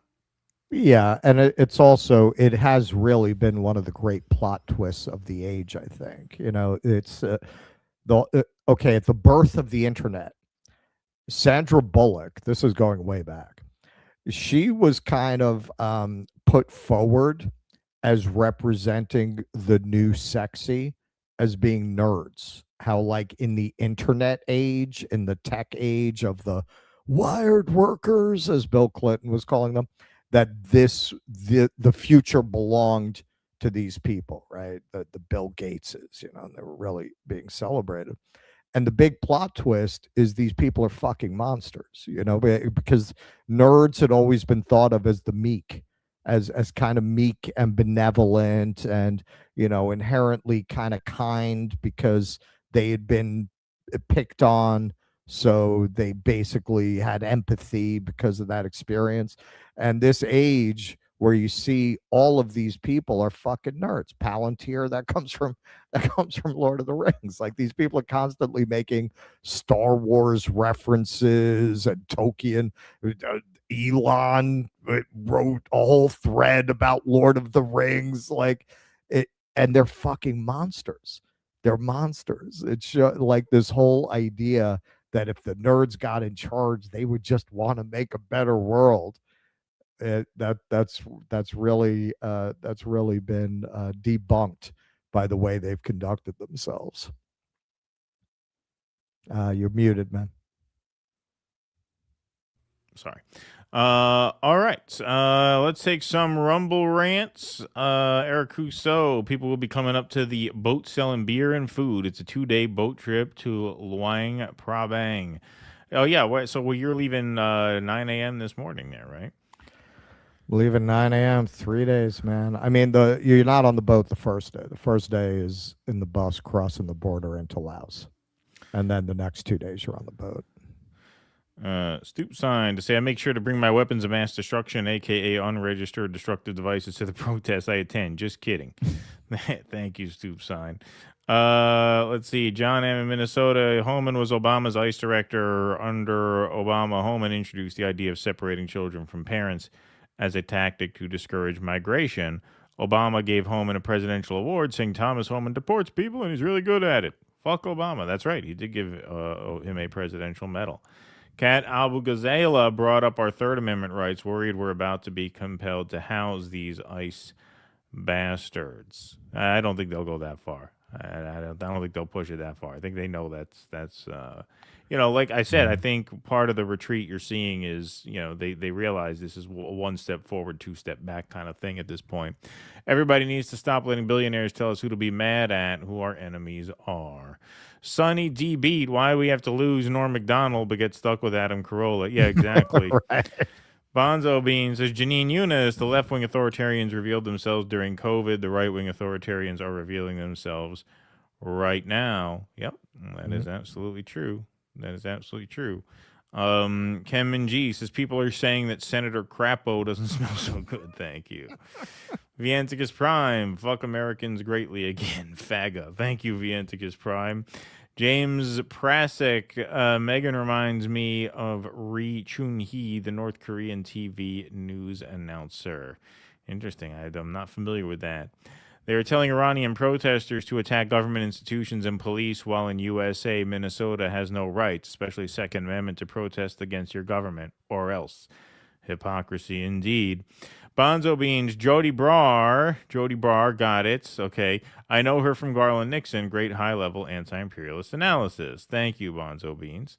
Virtuoso says, what ass is Megyn Kelly referring to? Miss Skeletor is devoid of any ass or heart. That's right.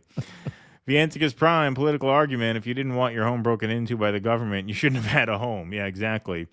Exactly. Also, it says Megyn wants to keep her independent media by maintaining her serious contract. That's right. All right, you got some super chats over there? Sure do. French Laundry. Have either of y'all watched the Channel 5 interview with Nick Shirley? Andrew literally edited the video to make Nick not look regarded. Yeah, I mean, I saw the back and forth that Nick Shirley claimed he edited it to make him look bad, and apparently then Callahan released the full thing and he looked worse. Oh, yeah? Yeah. But I haven't actually watched it. Icon Done Hummus. If there are murderers here illegally, why aren't they in prison? If they are in prison, who wants them deported? Yeah, well, this isn't about that. This is about building a United States police force like in Escape from New York. Randy Rea, 1979. Janine Eunice put it best on X yesterday. Yeah, the right-wing authoritarians have revealed themselves the last several days, just like the left-wing authoritarians exposed themselves during COVID. Yeah, it strikes me very much the same. Like there's this tipping point where they've just completely discredited themselves. Ryan, easy solution, immigration. Go after businesses who hire undocumented. The fact that they didn't do it that way tells you it's not about that. You could have done this basically for no money, right? You lock up a few employers. You got more than enough FBI agents to go arrest them. Wouldn't have to hire anybody. Done. Wouldn't have cost a penny.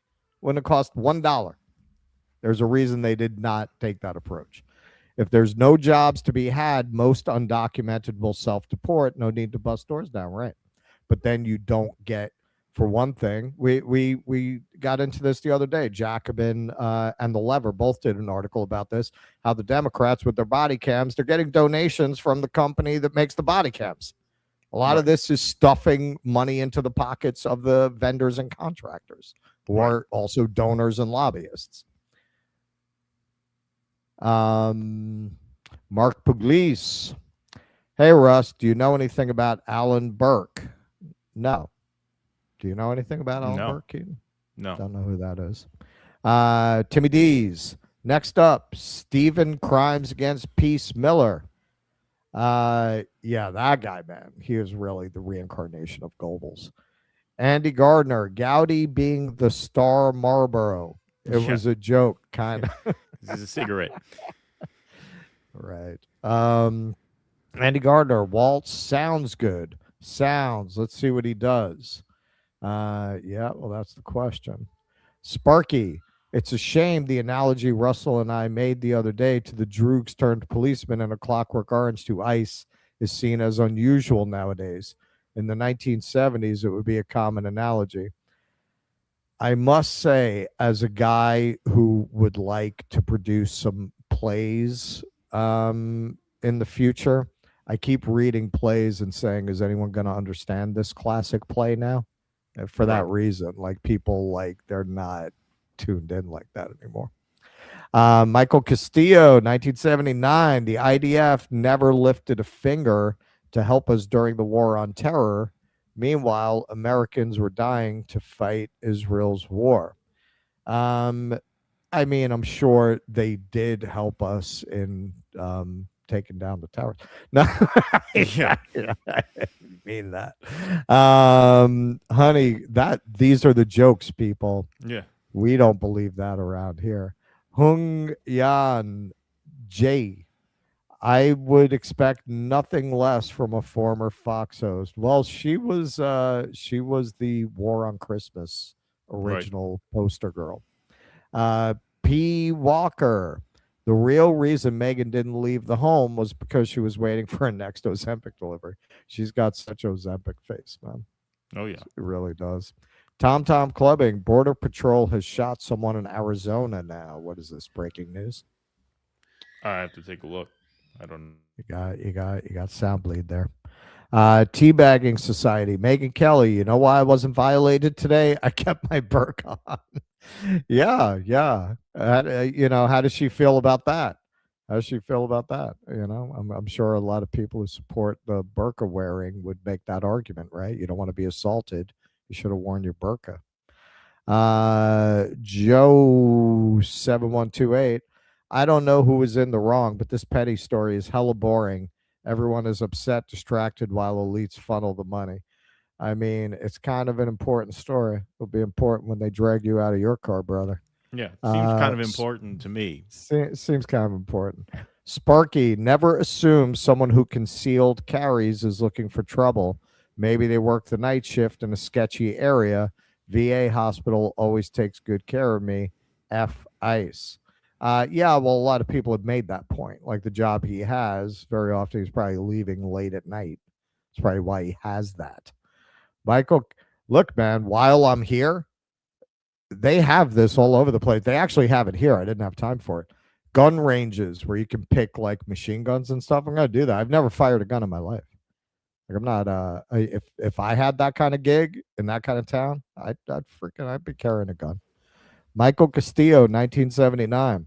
Russ, Zionist Robert Kraft got serviced in Juniper, Florida at Orchids of Asia Day Spot in 2019, which at the time was suspected of trafficking and solicitation for favors. We are all Palestinians. Are you implying something about my massage from the ex-prisoners? Because there was none of that going on, I assure you. Michael Mike, the Russian bot. Alphas don't exist except in captivity.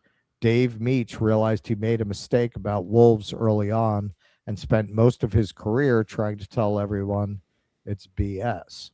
And we'll do one more just to clear these. Skyman. These people and their need to feel important is going to destroy society. Yep. They want the world to be a crib for them and them alone. Literal man children resentful of reality, and thus everyone must suffer this temper tantrum. That is very well said. Yep. Okay. Should we do some housekeeping with the sound drops and stuff? Oh, yeah, let's do it. What do we got in here? We got 2581 in the YouTube chat. It's good for one of these. 2525. And we're up to 1,021 likes. All right. Smash that subscribe button, everybody. Smash that like button. Appreciate everybody being here today. Big crowd here for a Tuesday. A great crowd. 709 in the Rumble room. So please smash that like button to get an even bigger crowd in here. All right. We're going to switch gears for a little while. We got more ICE stuff, but we'll switch gears for a little while now to some TikTok news and Twitter news. Okay. So you remember this guy? Remember this guy carrying that sink into Twitter, right?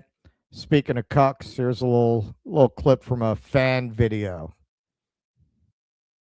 His name is Elon Musk. He saved free speech. Oh, he saved free speech, did he? Elon saved free speech. Huh. Well, not according to Stu Peters. Grok glitched and revealed everything. I'm being throttled by 92%. Real Candace O is being throttled by 80%. Click the link below to see how much Elon Musk is censoring your free speech. Now, if you go to this tweet, click that link. You can do it. I did it, as you will see. You can check how much the algorithm is suppressing you. Now, there are some people the algorithm boosts. I bet that's not our audience, though. I bet if you're on X, you're being suppressed if you're watching our show. So here's Stu Peters talking a little bit about this. Seems like he's the one who really broke this story. Rather than seeing the accounts that they actually follow at the top of their feed, they're being presented instead with a bunch of slop put out by people that they've never even heard of. People that we don't even know if they actually exist in real life. And of course, the slop that's being put out by the corporate media, the Fed slop that's being perpetuated by our occupied government, high-profile talking heads who we are now learning are working around the clock with teams of social media personnel to flood the zone with as much of the officially ordained narrative as possible so that they can seize control of their free flow of information and weaponize it against the rest of us. And we have it here. We're going to show this to you. It's in black and white. They're actually writing about this stuff. They didn't intend for it to come out, but thanks to the help of an account called Libtarded, who DM'd me last night, we now have this. They're actually compiling a list of non-compliers. They're actually weighing different forms and various levels of punishment. Now, this is nothing new, but it's evolving very quickly. It was around, I don't know, a year ago that they started throttling my account and others, taking away my verification badge, the blue check mark, taking away my ability to make elongated posts or have subscribers and participate in the revenue sharing program, even as a paying customer. Elon Musk's platform was supposedly all about free speech, and now he's been caught red-handed trying to decapitate the accounts of those who he thinks are stepping out of line. A far cry from everything that we were told would happen when he purchased Twitter and turned it into X back in October of 2022. Back then, Twitter was a notorious censorship hotspot. It was a cesspit. Everybody knew that. I mean, they went as far as banning the account of a sitting so-called president of the United States. So our people were pissed off, or they were pushed off, or they left that platform en masse. And in response, we all went to places where we actually found a whole lot of success on Telegram, Gab, Getter, even Truth Social to get our message out there. And then all at once, here comes Elon riding in on the white horse with his cape, playing the hero. And we were all told that we needed to come on back, that there was this massive exodus back over to X where we were drawn in with the promises of free speech, free expression, free association. Well, guess what? We've gotten the exact opposite. And that's an interesting point he makes there, that a lot of creators were finding alternatives. And then Elon, but hey guys, come back. So everybody came back over there, got invested in that platform, and then they closed the trap. Now, some people might say that was intentional. Some people might say Elon has always been controlled opposition, taking advantage of a lot of conservative narratives to push New World Order agendas. So a little more from Stu Peters. While our accounts are being throttled, Ben Shapiro is being amplified on X. His account is amplified, according to this, 80 to 90% amplification of Ben Shapiro. This goes back to what I was saying in the previous segment. This engagement, these people don't naturally have an audience. They don't have an audience. If you take away that algorithmic manipulation and let them find their natural audience, they've got 16 Zionists in Jerusalem who would watch this. They don't have a real audience. Owen Jones. Here's Benjamin Netanyahu telling pro-Israel influencers they should regard Elon Musk as a friend. You could see why. He's reprogrammed his AI chatbot, Grok, to churn out pro-Israel propaganda. You've probably seen this. And he also mentions TikTok, which we'll get into in the second part of this. Purchase that is going on right now is class TikTok. TikTok, number one. And I hope it goes through because it can be consequential. Oh, and the other one, yeah. what's the other one? It's been consequential.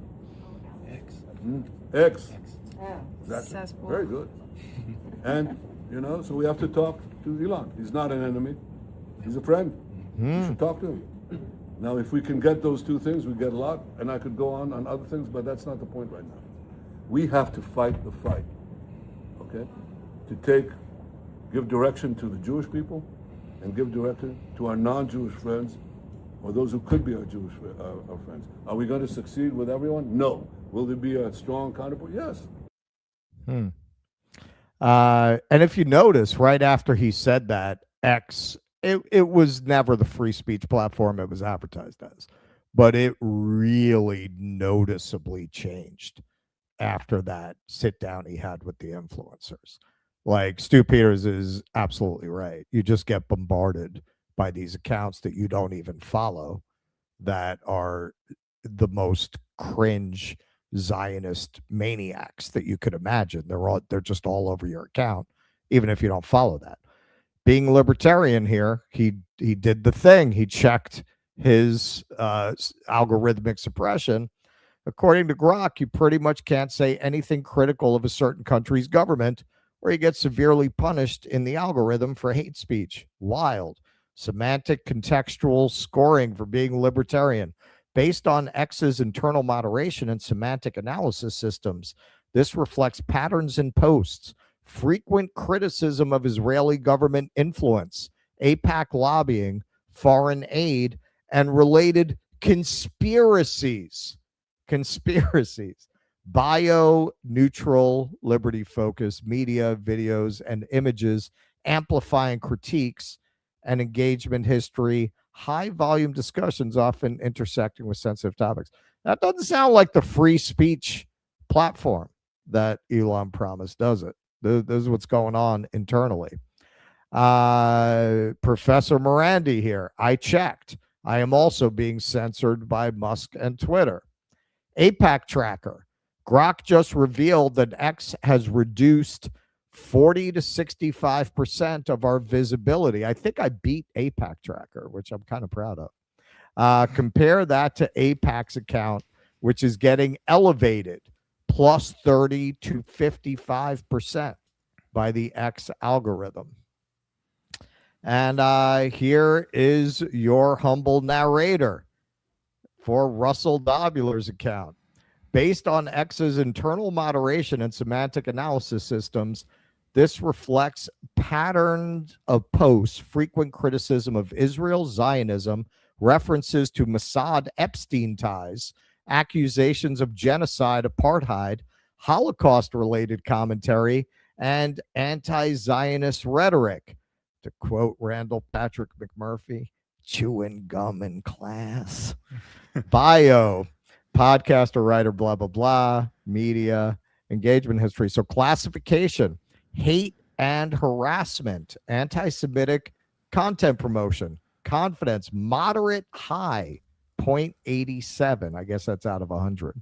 Severity, moderate, high, protected categories targeted, ethnicity, Jewish, religion, Judaism. You know, even in their own analysis, they didn't say one thing that was divorced from Zionism. I'm Jewish. Like, You need to put that in your bio. You should put that in your bio and see if it helps. Jewish. I should Jewish. Jewish. And then recheck in a week. Recheck. See if it updates. So what do they do? What do they do? Significant dunking on Michael Tracy. Fisticuffs with Michael Rappaport. Yeah. Recommended enforcement. Visibility reduction on sensitive content. Reply deboosting selective partial. Algorithm impact. Reduced. Limited amplification outside engaged niche audience. Search visibility. Partially suppressed. Non-follower discovery throttled on high-risk terms. So people are less likely to find me on X. Hidden reputation score estimated. Reduced. -65 to 78. I beat APAC tracker. I mean, honestly, I'm pretty proud of that. So yeah, this is what they are doing to people, man. And this is interesting. So misinformation, what they're saying is the misinformation I'm spreading. Conspiracy amplification around Epstein-Israel ties. According to X's internal algorithm, you're spreading dangerous misinformation. Now, I'm sorry, man. I'm sorry. You could go back and check the tape. When Elon took over from Dorsey, we were cautiously and with a lot of qualifications supportive. We were never like, Elon's a great guy. We said, yeah, we'd rather see him than Dorsey because, yeah, what Peter said there is right. Twitter was very pro censorship in a different direction, obviously, under Dorsey. This is fucking beyond Dorsey's wildest dreams. Oh, yeah. Look, you're digging into Elon actually made Twitter worse than it was under Jack Dorsey. And that is really saying something. Kim Iverson, I'm convinced X is completely infiltrated by pro-Israel, pro-authoritarian, pro-New World Order bots. Yeah, it is. It is. In addition to their actual flesh and blood agents like Benny in the Closet and Gunther Eagleman and the rest of them who are being algorithmically boosted while other people are being suppressed. So now when you see Elon, and you could go to his feed right now, basically his whole feed is promoting Grok, promoting FaceX, and promoting white grievance. That is basically it. So he retweets, every white woman who's ever been killed by a non-white person is something Elon is very, very personally concerned about. People without health care, not so much. He retweets, this is Katie Abraham. She was killed by an illegal immigrant when he crashed into her drunk driving in Illinois. No, there are no people who are killed by Americans of the kind that follow Elon in particular. Amplifying State Department propaganda around Iran, 36,500 killed in 2 days. They're massacring their own civilians. Where are the protesters in the West, the university encampments, the street protests, the UN, Hollywood? Well, people aren't protesting something that's not actually happening. We didn't have time to cover it. This video kind of blew up. An Israeli woman watching TV, and her picture is on TV as someone who was executed in Iran. She's like, I'm about to go to training. What the hell is? She's literally sitting there watching her picture on Channel 12 in Israel. Well, this is who he's actually working for. Here's Elon with his good buddy, Benjamin Netanyahu. He got the call. He did the thing. He wore the kippah. You ever see Muslims make you like dress up as a Muslim in order for them to like you? I don't know any other religion that makes you dress up according to the ideas of and rituals of a religion that you don't fucking belong to. Why would you want somebody to do that? He's not Jewish. Why are you going to make him wear a kippah? He's not Jewish. Like, why? That is a humiliation ritual. Clearly, look at this. It is a ritual of submission. Whatever they have on Elon, I'm sure it's good. Unlike some people, it's a little hard to tell. I have no doubt that guy has no love of Jews and no love of Israel. whatever they have on him, it must be pretty damn good because they broke this guy's ass. He said a couple things. There's the guy who went on a stage during an advertising exodus from his platform and told Bob Iger to go fuck himself. And he got the call, man, and he put on the kippa, man. I don't know what they got on that guy, but it must be pretty damn good. Captain Eli tweeted out, more Israelis need to drop GPT and adopt Grok. Grok is just so much better. You owe it to yourself. And Elon Musk quote tweeted, try Grok. Try Grok. Try Grok. So as we'll see in the next segment, funny thing happened on the way to the bait and switch. UpScrolled. There has been a mass, you could actually say like a mass movement to flee to a new platform, so much so that within a few days, it jumped to, at the time I was preparing the segment, they had gone very quickly from number 14 to number 2 in the U.S. downloads. And that's how people are going to solve it, man. You know, when you impose this kind of censorship, it was inevitable that somebody was going to take advantage of that market. Now, of course, there are questions of whether they can be successful. We'll get into that more on the TikTok side. But unlike with Blue Sky, which was successful in a sense, all the libs did run to Blue Sky. I know a lot of libs who don't have X who went to Blue Sky, who you can't share. You know, I have some lib friends. You know, I can't share like X links with them or anything. They deleted all that, but they're on Blue Sky. But nobody wants to be on Blue Sky who's not a lib because it's a completely sterile environment. It's just libs talking to libs. It's just not interesting. It's not a, you know, unless you're that kind, unless you're the kind of person who gets the warm and fuzzies at, you know, Barbara Streisand quotes, it's not really a place you're going to want to be. As we'll see in the TikTok segment, you're getting a very broad mix of people. That's why I'm saying it almost has, it really has the character of a mass rebellion. You're seeing people with very different ideologies who are all fleeing to this platform. Now, will it work? We don't know, but we can definitely see that every promise that Elon made about what X was going to be, he has broken. And it's not just around Israel. Like, I believe he's blackmailed. I believe he's compromised because it's too out of character for him to bend the knee the way that he has. Like, they have got him by the short and curlies. But it's not just that.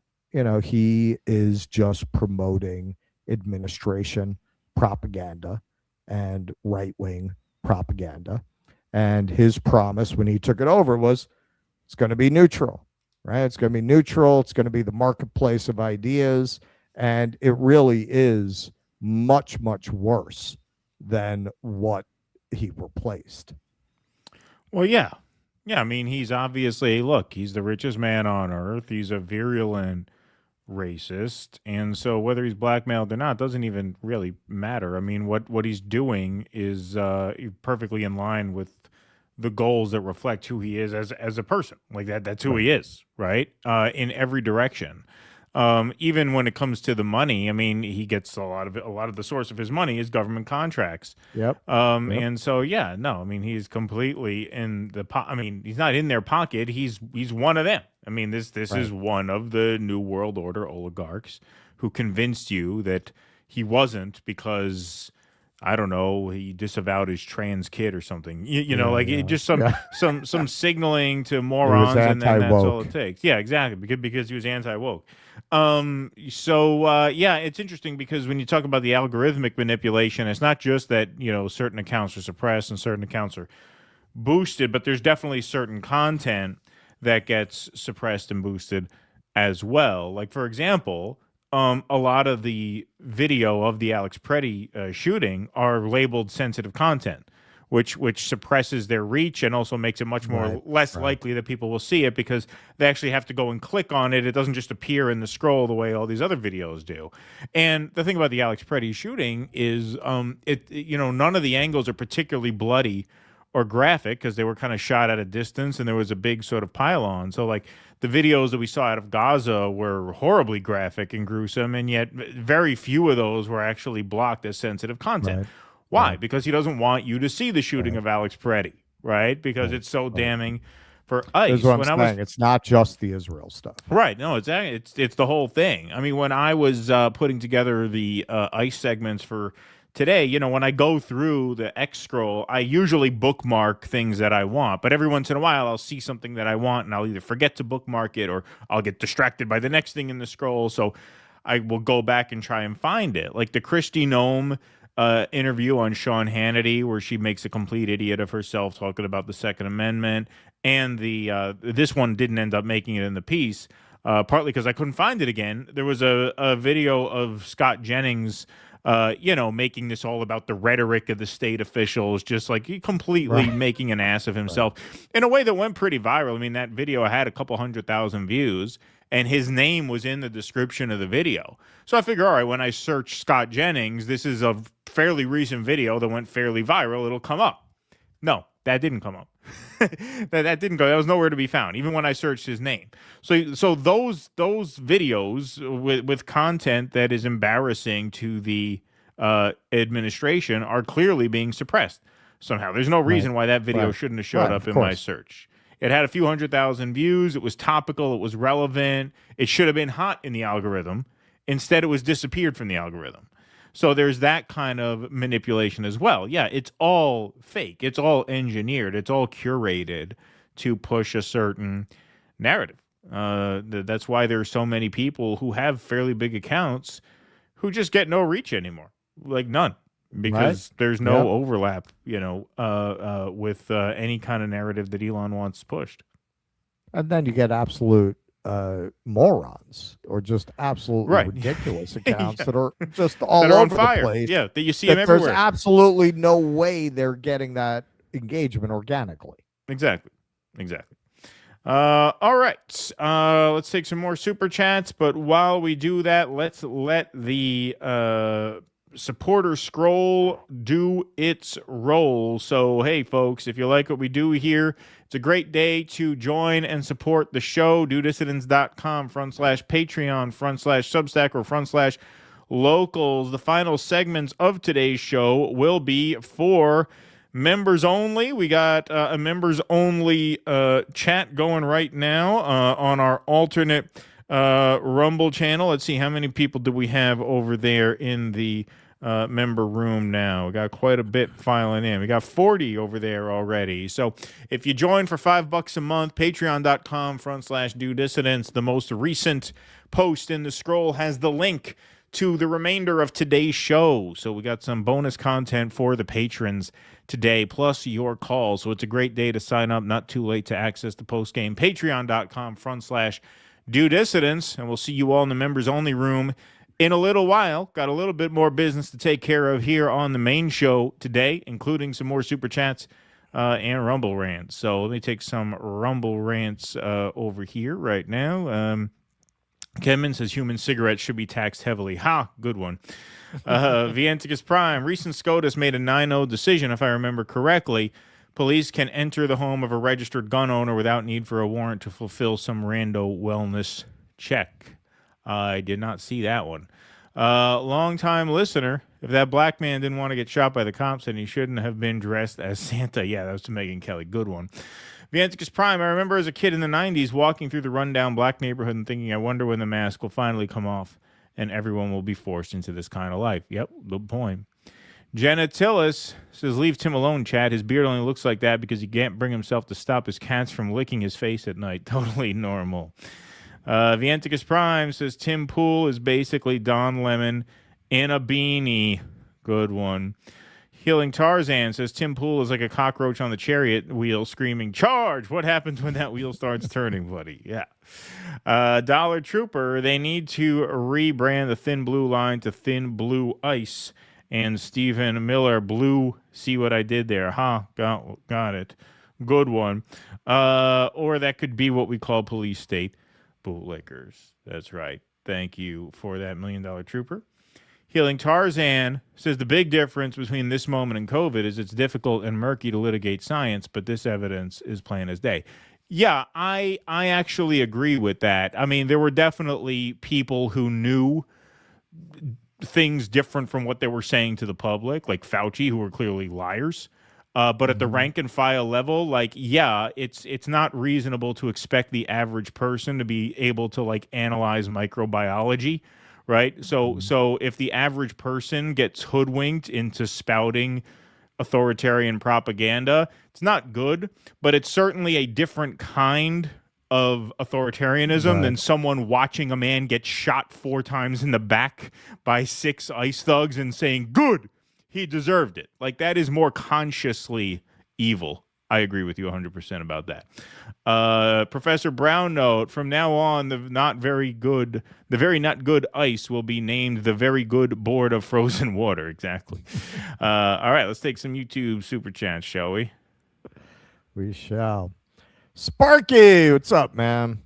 Younger U.S. generations are quick to blame the victim of law enforcement thugs. U.S. law enforcement didn't get so out of hand so often in the past because the public would have stomped them. I don't think that's true. I think Gen Z is pretty fucking radicalized, man, compared to previous generations, because there's nothing in the system for them. Now, to your point, you got to remember the police weren't as militarized back then either. They didn't have the shit they have now. I always point at the Stonewall riot. The story of the Stonewall riot is inconceivable today. The reason that was able to grow the way it did is the cops drove up, people attacked the cop car, they called for backup. Backup was like, we don't want any part of that, and they drove away. Today, they would have shot him. People would have died if you did the Stonewall riot today, the way it's described. So it's a different level of threat from the authorities. Regeneration News. Nerds do not claim these pigs. Tolkien was a devout anti-fascist. Lucas based rebels on the Viet Cong. Never hesitate to remind these clowns of that. You're right. But it seems like the worst of them got a profile. Not all nerds. Not all nerds. Hey, man, I'm a nerd. That's why I know the language. I know exactly the things that they're referencing when they do it. They're coming out of that geek culture. That kid Pulley. When will they go after employers? Yep, they won't, because the undocumented are slaves. When will regular people trailer they at killing citizens to justify their poor business models? Yeah, it's not about immigrants. It's about building a police state. I've said this from day one. It's not about them. It is about you. It's always been about you. Sparky, VA hospitals looked out for me for decades. It really angers me. A VA nurse, likely a good and righteous man, was murdered by jackbooted government thugs. Yeah, well, you're not alone. That is the mainstream opinion. Yeah, for sure. Mark Pugliese, Alan Burke was one of those confrontation debate guys like O'Reilly in the late 60s. I think he was on Channel 5. Channel 5 in America? Yeah. Debate me, bro, guy. Skyman, what authoritarians really want isn't just authority, but impunity to indulge their worst impulses. MAGA was never righteous against crime and perversion. They were envious. Yep, they want state-sanctioned crime and perversion. That's right. Richard Pemberton, Kirk's first point was that Priddy had a souped-up gun, implying he was up to no good. Even though he never unholstered, Dry Drunk found that relevant. He means Kern, not Kirk. You mean Kern, yeah. I was like, where's this going? Yeah. All right. Chuck Zlotkin, $70. Thank you, ma'am. Let's get you a prayer bell. That's right. See, the bell got holy out this way. On behalf of the entire audience, money for a decent haircut for Keaton. Yeah, it's funny. I was going to get that my would haircut. ruin the brand. It would ruin the brand. I was going to get a haircut this week, but now I might hold out for more money. You know. Yeah, if you should I hold know out. you're in for 70 hours already, maybe I'll hold should, out. You should set a money target for you to get a haircut. Yeah. Thank you for that very kind donation.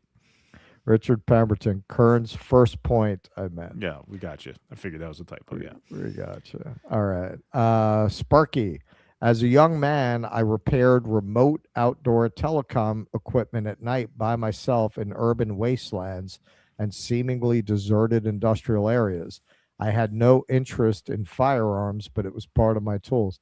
Yeah, that's what I'm saying. Like, I'm not anti-gun by definition. I'm actually in the mainstream of American opinion. I believe there should be sensible laws around it, but I'm not. I don't think we should do what they did in Australia. Lesbian dance theorist. When will people understand that billionaires are not intelligent? They are diabolical. They are not stopped by stupid morals. Yes, exactly. Right. See, this is the thing. It's kind of a flaw in the species.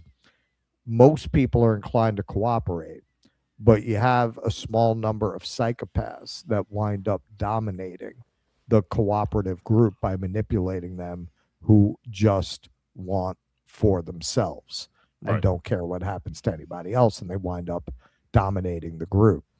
Running speed trials. Anybody ever notice Whitney Webb and Matt Taibbi both sound and talk the same way? No, she doesn't have that vocal fry. Has anybody seen them in the same room together? Yeah, I don't think they really speak the same. Matt is like that, and Whitney's got her own thing going on. All right, we ready? I'll move on to part B. Let's move on. All right, so the TikTok takeover in America has officially been consummated. And meet your new CEO. This is from Chris Manahan. Watch. TikTok's new CEO, Adam Presser, told the World Jewish Congress last year how TikTok banned criticism of Zionists. You can say you're a proud Zionist, but if you're calling someone a Zionist as a pejorative, that gets designated as hate speech. Designate the use of the term Zionist as a proxy for a protected attribute as hate speech. So if somebody were to use Zionist, of course you can use it in the sense of you're a proud Zionist, but if you're using it in the context of degrading somebody, calling somebody a Zionist as a dirty name, like then pig, that like gets Zionist pig. designated as hate speech to be moderated against. Over the course of 2024, we tripled the amount of accounts that we were banning for hateful activity. We also have, I think, over 24 Jewish organizations that are constantly feeding us intelligence and information when they spot violative trends. There is no finish line. There's no finish line to moderating hate speech, identifying hateful trends, trying to keep the platform safe. There's no such thing as an end game. There is no, it's like the war on terror. It can never be concluded. You can never censor enough. Right. You can never censor enough. That's the new CEO of TikTok there. Our friend Gen X girl here. This is why there is a mass exodus on TikTok. May their billions used to purchase TikTok burn in glorious flames. James Lee. I reported they were doing all this a year and a half ago and was called an anti-Semitic conspiracy theorist. And this is over an Atlantic article that quotes James Lee and presents him as a crazy cuckoo pants for saying that this is all about Zionism. And title here is very funny in light of what happened later on. The Jews aren't taking away TikTok, but conspiracy theories that say otherwise are coming for democracy itself. Now, interestingly, this was written by Yair Rosenberg, clearly an Italian, not at all biased towards the Zionist project. Here's David Icke. Ultra-Zionist billionaire Larry Ellison, the biggest private funder of the IDF, is being handed the U.S. media by Israel-owned Trump, and now the negative use of the term Zionism Zionist is being banned as hate speech by Ellison's ultra-Zionist TikTok CEO, Adam Presser. Ellison, through his son, has acquired CBS thanks to Trump and installed ultra-Zionist Barry Weiss to run it as a pro-Israel, pro-Trump propaganda operation. Now Ellison and son are seeking to buy CNN. Meanwhile, Israel is paying social media influencers a vast amount of money to promote the line of the Israeli Netanyahu regime, and it's now been revealed that Israel-owned Elon Musk is using the X algorithms turned to maximum for him to suppress those who challenge the actions of Israel, including, of course, me. The same people have the nerve to talk about censorship and democracy. How they must laugh when they do. Supporting the Israeli genocide in Gaza, by the way, is not hate speech. Do that all you like. Listen, man, this guy's grown on me. I'm going to look into this lizard people thing. Yeah, no, this he's Silurian the man. hypothesis. Maybe there's something to this. Maybe they really are lizards. He's got a co-host when you're gone. Okay, so here from our friend Blakely, she blasted out this video. TikTok deal is finalized, and the literal next day this happens. To an American company. Today, January 23rd, guess what search spiked up by 1,000%? Reasons to love Israel. Spiked up literally yesterday. This is how much people were searching reasons to love Israel yesterday. Okay? And suddenly, TikTok gets sold yesterday, and immediately there are over 2,000 search insights on reasons to love Israel, and now reasons to love Israel is a trending topic the day after TikTok gets sold. So what this tells me is allegedly TikTok in the US is being lobbied by one of these organizations in order to promote reasons to love Israel on the For You page. So for everyone saying that one of the biggest reasons the US wanted to control TikTok was because of this reason right here, allegedly, you are correct. Like, mind-blowing. And the demographic, if you look right here, is ages 18 to 24. The youth. That is the people they want. Viewer insights seeing this and this popping up on their feed. So, yeah, I think this should tell us everything we need to know. Rip TikTok. Hang on, you don't think 18 to 24-year-olds are organically searching reasons to love Israel? You think that's fake? That's fake engagement? Huh. I don't know about that. I don't know about your detective work there, young lady. You're casting aspersions. Chris Murphy. I know it's hard to track all the threats to democracy out there right now, but this is at the top of the list, and he tweeted that over David Levitt. TikTok has begun censoring anti-Trump and anti-ICE content, very much like X, very much like over on Elon's platform. It's not just Israel content that's being suppressed. I'm sure this was part of the deal that Ellison made with Trump, that he was going to turn TikTok into a propaganda outlet for the administration. Billie Eilish actually has been drawing attention to her brother's videos being suppressed. She reveals that TikTok is silencing Phineas, her brother, for speaking about school shootings in the U.S. And here, this is a state senator from California, Scott Wiener. TikTok is now state-controlled media. This morning, I posted a TikTok about my legislation allowing people to sue ICE agents. It's sitting at 0 views, and I'm not the only person this is happening to. And you can see, man, this guy's got 551,000 views on one of his videos, 175,000 on another one. 0? There's absolutely no way an account like that could get 0 views on a video organically. No way. You put anything on TikTok, it's going to get something, right? Now, I want to point something out here.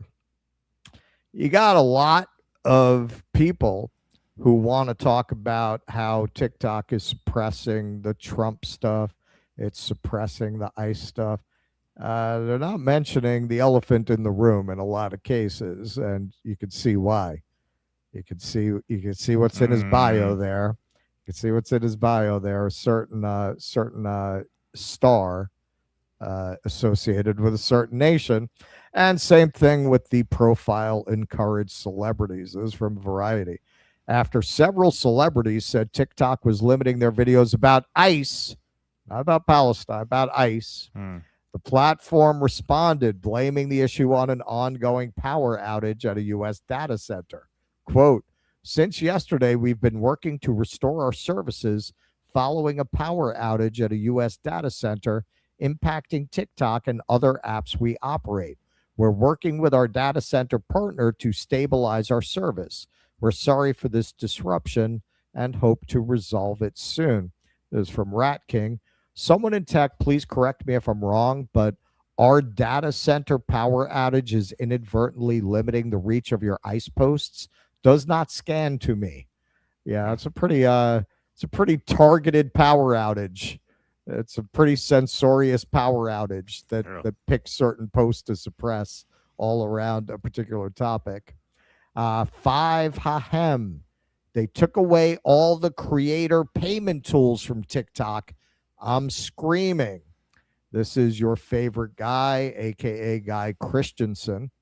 Last night, TikTok went offline for users. This is what seems to be happening.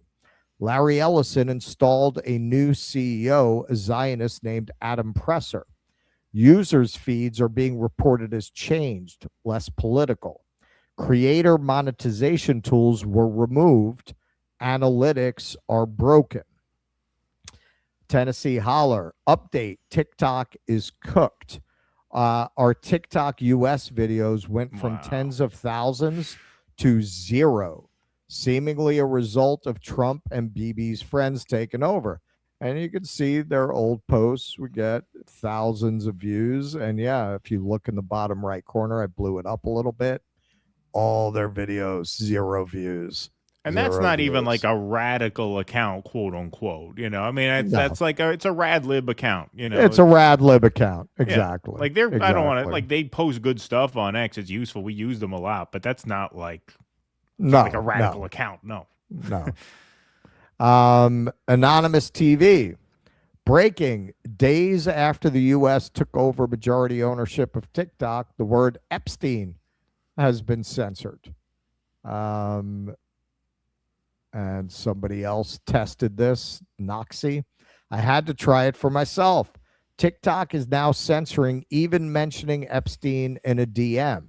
Why would Larry Ellison be so worried about someone even speaking his name? Well, it's like Voldemort, right? Yeah. You know, it's like Candyman. If you say it 3 times, he'll appear and rape your wife. You know, they want all these Jews on TikTok. You can't talk. You can't say Epstein. What if your name is Epstein? Epstein anymore. Yeah. What if? Yeah, exactly. What if it's like Joe Epstein? Yeah. What if it's you can't Joe use Epstein? TikTok now? Murray Epstein. Epstein will appear and demand a massage if you say his name. Okay, so now I tested it. If you look at the Due Dissidence account, you'll see I texted Epstein to you. I DM'd you Epstein to test it. They got so much pushback on this. I think they might have changed it. Like by the time I checked, it seems to have gone through. I mean, it did. I didn't get that note, so I think they backed off on it. Have you tried? And Tracy? actually, have you tried putting that name in? Tracy. Yeah. I mean, now that you mention it, that actually might be why they did it, because a lot of Jews are named Epstein. Like then they can't use TikTok. They might have backed off for that reason. But anyway, so I can't sign in. It won't let me. I can't sign in. I can't. How am I gonna share my video of the Palestinians spitting on Jews? So UpScrolled. Enter UpScrolled, the upstart that if you're like me, you probably hadn't heard of 3 days ago. This has just completely exploded this weekend. Here, a graphic depiction of people leaving X and TikTok and going to the city on the hill of UpScrolled. This is from Decensored News. UpScrolled, a new competitor to censored platforms like TikTok, Instagram, and X, now says they're getting thousands of new users per hour. They bill themselves as the social platform where every voice gets equal power, no shadow bans, no algorithmic games, no pay-to-play favoritism. Founded by Palestinian, Jordanian, Australian technologist Hijaz, their user base now includes Jeremy Scahill, Guy Christensen, Tech for Palestine, APAC Tracker, Cuds News Network, Zionism Observer, Gen X Girl, Caitlin Johnstone, Masoub Abu Toha, Sarah Wilkinson, Decensored News, and many others. UpScrolled support team notes that some users are experiencing slowness and errors due to the current influx of new users. So this is from Forbes to explain a little bit about what this is and how it works. UpScrolled launched in June, founded by Issam Hijazi, who had previously worked at companies including IBM and Oracle. Hijazi, who is Palestinian, Jordanian, and Australian, got the idea to create the app in late 2023 when, quote, meaningful stories disappeared from feeds while misinformation thrived, according to UpScrolled's website. UpScrolled said it does not push any agendas, political, commercial, or otherwise, and that every post has a fair chance to be seen, noting there are no shadow bans, no hidden throttling, no pay-to-play favoritism for any posts or creators. Well, Gunther Eagleman's out. Yeah. UpScrolled says the only posts it restricts are those that violate community guidelines or contain illegal activity, hate speech, bullying, or harassment. UpScrolled offers users a following feed consisting of posts from people a user follows and a discover feed. For the following feed, posts are ordered chronologically with no manipulation, UpScrolled says. On the discover feed, posts are ordered by likes, comments, and reshares with a light decay over time so fresh content rises, plus a touch of randomness so all posts have a chance to show up on a user's feed. You know what this sounds like? It sounds like what Elon promised X was going to be, right? Instead of the censorious Zionist hellscape that it has become. So here he is. This is from the Middle East. This is Issam Hijazi, the founder of UpScrolled. He revealed that 60 of his family members were killed during the ongoing genocide in Gaza. Deeply affected, he left his big tech career to create UpScrolled, an uncensored platform amplifying pro-Palestine voices without shadow bans. Currently, UpScrolled is app only with a web version coming soon. I'm on UpScrolled under the same handle. National, what does that say? Juche. I don't know how to pronounce that. Yeah, I don't want to missay it and not send people to his account. Okay, so here's the founder speaking, and I got to say, makes me hopeful. Guy sounds pretty based, man. Some hope, like Microsoft, they're not doing this minor, and then we're happy because the UN said, oh, we recognize the state of Palestine. I mean, what does that mean? I mean, end the genocide, that's when you will have our respect. That's giving us words and having people continue to be killed every single day, as we speak now, that doesn't solve the problem.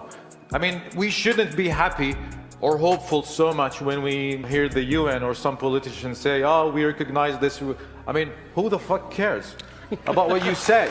We recognize Palestine since 1948 and before that. Shadow banning really, in simple terms, is the process that these big tech companies impose systematically to restrict the content reach for its users. Things like against the policy, against the regularity, and really what they mean is against the propaganda that they serve or the people that they serve. The user who do the labeling for the content first before training the model itself could be biased by nature. They could be coming, for example, from IDF. So these people deliberately would make and label this content as bad, so these machine learning algorithm would pick it up.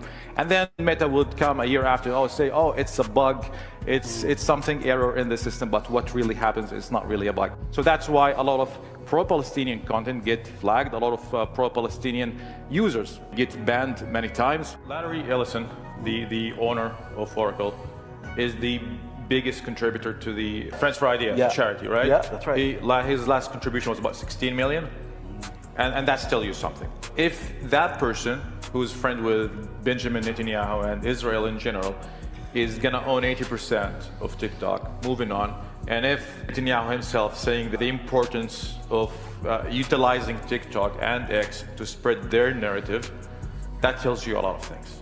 They understand the danger that TikTok has created, obviously, and social media in general, of reaching out to every person across the globe or showing the real face of Israel to the world. And now they want to control that, just like they controlled CNN, just like they control Fox News and all the other media outlets.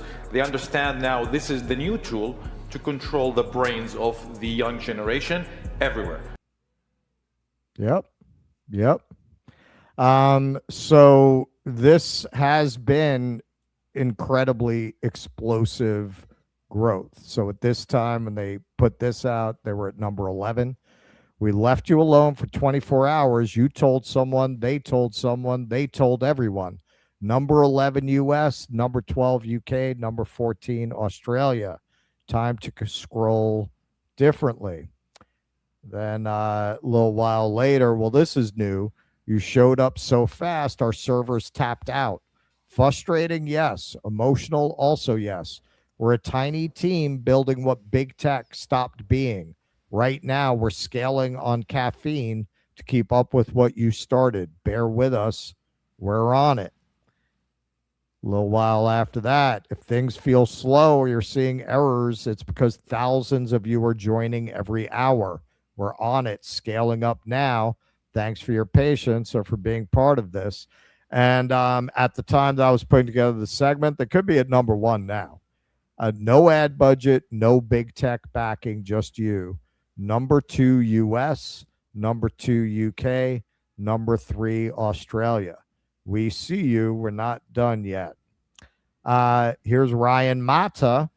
After seeing the massive wave of users leaving TikTok to join UpScrolled, I decided to join UpScrolled and delete TikTok. Come join me. Now, this is another reason I'm hopeful about this project. You're getting such a wide range of people who are not only joining, but very enthusiastically promoting it. Here's Taylor Lorenz, who we almost gave a special award for most improved in our New Year's wrap up. Most improved. Who if you had told me a couple of years ago that I'd ever be using Taylor Lorenz tweets unironically, I would have told you were crazy. I'm on UpScrolled. Follow me. And she also put out, for good measure, a reminder that it was Biden and the Democrats who enacted the TikTok ban because of pro-Palestine speech on the app. Biden knew that Trump would install friendly billionaires to take it over, and Biden went through with the ban and defended it in court anyway. Yep, absolutely. Yep. And look, you got Ryan Mata, you've got Taylor Lorenz, and you got the Patriot Voice. This is where it's not threatening to become another Blue Sky as of yet, because nobody likes the censorship. Only the people who are getting paid to be fake media personalities like it because it favors them. It boosts them in the algorithm. Nobody who's real likes what X has become, what Instagram is, what Facebook is, and certainly what TikTok is now. So here's the Patriot Voice. I made this post on X and at Real UpScrolled at pretty much the same time. I have close to 175,000 followers on X and just started UpScrolled yesterday. I don't even have 1,000 followers there yet. 764 to be exact. Look at the stark difference in engagement numbers after being up for the same duration. Okay, so, and he shared this with it. And yeah, man, he's got less on X, where he's got 175,000 followers. He's got, what is that, 25 likes? And on UpScrolled, he's got 1,000 and he has 32 likes over there. How could that be with 1,000 on the one and 175,000 on the other? So yeah, clearly being repressed. Israel Exposed, actually, they're following us now. They responded to our sharing of our new account, so we got to follow these guys. There has been a flood of new users on UpScrolled. We gained 10,000 followers in the last 24 hours. So that's a lot of people over there. The app has risen to top 10 social media apps overnight. And thanks for the follow, guys. Your favorite guy, Guy Christensen, come with everyone to start building on UpScrolled. Our friend Sabby is over there. And, of course, Do Dissidents. Now, full disclosure, we just threw this up. For me, it was very late at night when I did this. We will put content on there. I will commit to put. Keaton's got enough. He's got 3 kids and a wife to deal with. I will put content up on there. I think it's very important to support this effort. And, yeah, I mean, it's like X. It's like Twitter. Yeah, you could post videos there like you would TikTok, but it's also an X alternative because, like, you can do written posts, photo posts. Yeah, it's like Threads, X. Yeah, it's really like Facebook. It's like all of it. Yeah, it's very well designed. So we will start putting content up there. So this little shout out for this very funny post from Tim Dog. So apparently when you leave TikTok, you get the exit interview, why you left. So he checked another reason and explained, you support genocide and censor worse than North Korea. Fuck you and burn in hell. I mean, I could post an inaugural post right now. I got it on my go phone. do it. What should I write? Should I write fuck the Jews? Inaugural post. I mean, I kind of like it, but I mean, because we can get away with that. Yeah, we could. Yeah. But not everybody's happy. Not everybody's happy. Avi Yemeni, another nice Italian boy. I'm sure it'll kill TikTok just as quick as Threads killed X. Yeah, it's exactly the same. Billboard Chris took a break from obsessing on people's genitals with UpScrolled. Should have just called it Bing Bong or something. I guess he's making fun of the Australian pension for giving everything that kind of a name. But we have some exclusive footage here. Some of the engineers who are working tirelessly to scale UpScroll looked at some of the negative comments from Zionists about their sudden, almost overnight success, and this was the team's response.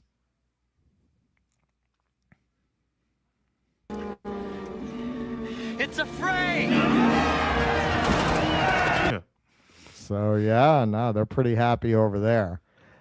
Chris, what if I write our best friends happen to be Jewish as our first post? I mean, okay. Right. And give those guys a follow. Done. Do we give those guys a follow? Israel Exposed. I will when I figure out how to. Okay. Chris Rossini. Censorship is a fool's errand. We've long been ruled by fools. People always find a way to communicate. Even the Soviets had the samizdat, passing documents by hand. Just as capital flees to where it is treated best, so do voices of truth find and create new outlets for the truth to penetrate. Yeah, I've mentioned this. in one of the books of world history, of ancient history that I was reading, they were talking about China, and they one of the rulers created a censorship regime, and one of the people at that time said to essentially to suppress speech is like damming up a river. It'll find a way. Like, even then in ancient China, more subtle minds understood that it's dangerous in the end to suppress speech. It's not going to be successful, and that water will find its own course. It's going to find a way to express itself. I think the despair of having a free speech platform has been who's going to fund it. Now, I didn't get to this in my reporting. A lot of people have been bringing this up tonight. Tech for Palestine is funding it. There are no billionaire funders for this. That I have to look more into what the source of their funding is and how solid the financial base of it is. But obviously, the demand is enormously there. I mean, really, you're seeing a broad mix, as you just saw, of people from all over the ideological spectrum. See, this is the irony. There are honest conservatives that we respect, that we always had a good relationship with honest, good faith conservatives. The best of them have already left the Trump movement. They've already turned their back on the Trump movement. And those are people who are going to run to this platform. You're just going to be left with the worst of the worst on X if this continues apace as it is. Obviously, the closest thing you can compare it to is Blue Sky, but Blue Sky just brought in libs. It's only libs. The only people who want to go on Blue Sky are people who want to engage in a liberal echo chamber, and that's just not interesting. And honestly, for my Russ on the Road, I set something up there. There's nobody freaking there. It's the kind of thing libs like. Travel, right? Nothing, man. There's nobody there. It's like they joined, but they don't use it. Right. It's boring. This has the promise and the potential to be what Elon said X was going to be. And there is an enormous need and demand for this. And he's absolutely right. The censorship is a fool's game. It's always a game of whack-a-mole. Okay, so Israel, through its proxy, Larry Ellison, decides to buy TikTok. All right, well, now you get and decides to squeeze Elon's balls through whatever means they use to get him to turn X basically into a Zionist hellscape. All right, well, now you created an enormous market demand for what Elon said he was going to offer. And it looks like they are offering that, at least for now. So, and if you look at his background, he lost 60 family members. Man, I mean, it's hard to imagine this guy turning around and bending the knee to Netanyahu in a couple of years. So I am cautiously optimistic to the extent that as an activist, I want to support this effort, and I am going to put content on there to try to help in whatever way I can.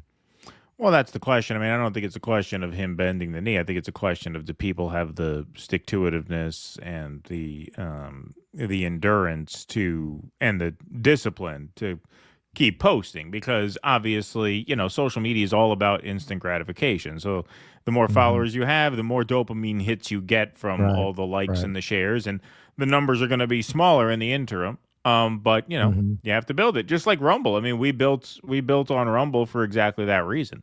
It was slow. It remains slower, but Rumble's politics are much different from UpScrolled's, obviously. But Rumble doesn't bother us. Rumble does the opposite of bother us. They're very helpful to us over there, and that's all I can ask for in a platform. Yeah, that's all we can ask for in a platform. And so it's hugely important. It's hugely important, and it's hugely important to diversify if you're a content creator, because traps can be set like Elon's X, where, oh, yeah, we're free speech over here. Don't worry. You're not going to have to deal with any bullshit over here. And then they turn around. And so you always have to diversify. You always have to be as many places as you can handle being. Obviously, you know, you have finite time and resources, so you can't be everywhere, but you do have to be more than one place because as we've learned on YouTube, as you learn on Twitter, as many people have recently learned on Instagram, you know, you can get turned off at any time. And so you got to be different places. And yeah, UpScreolled is off to a hot start for sure.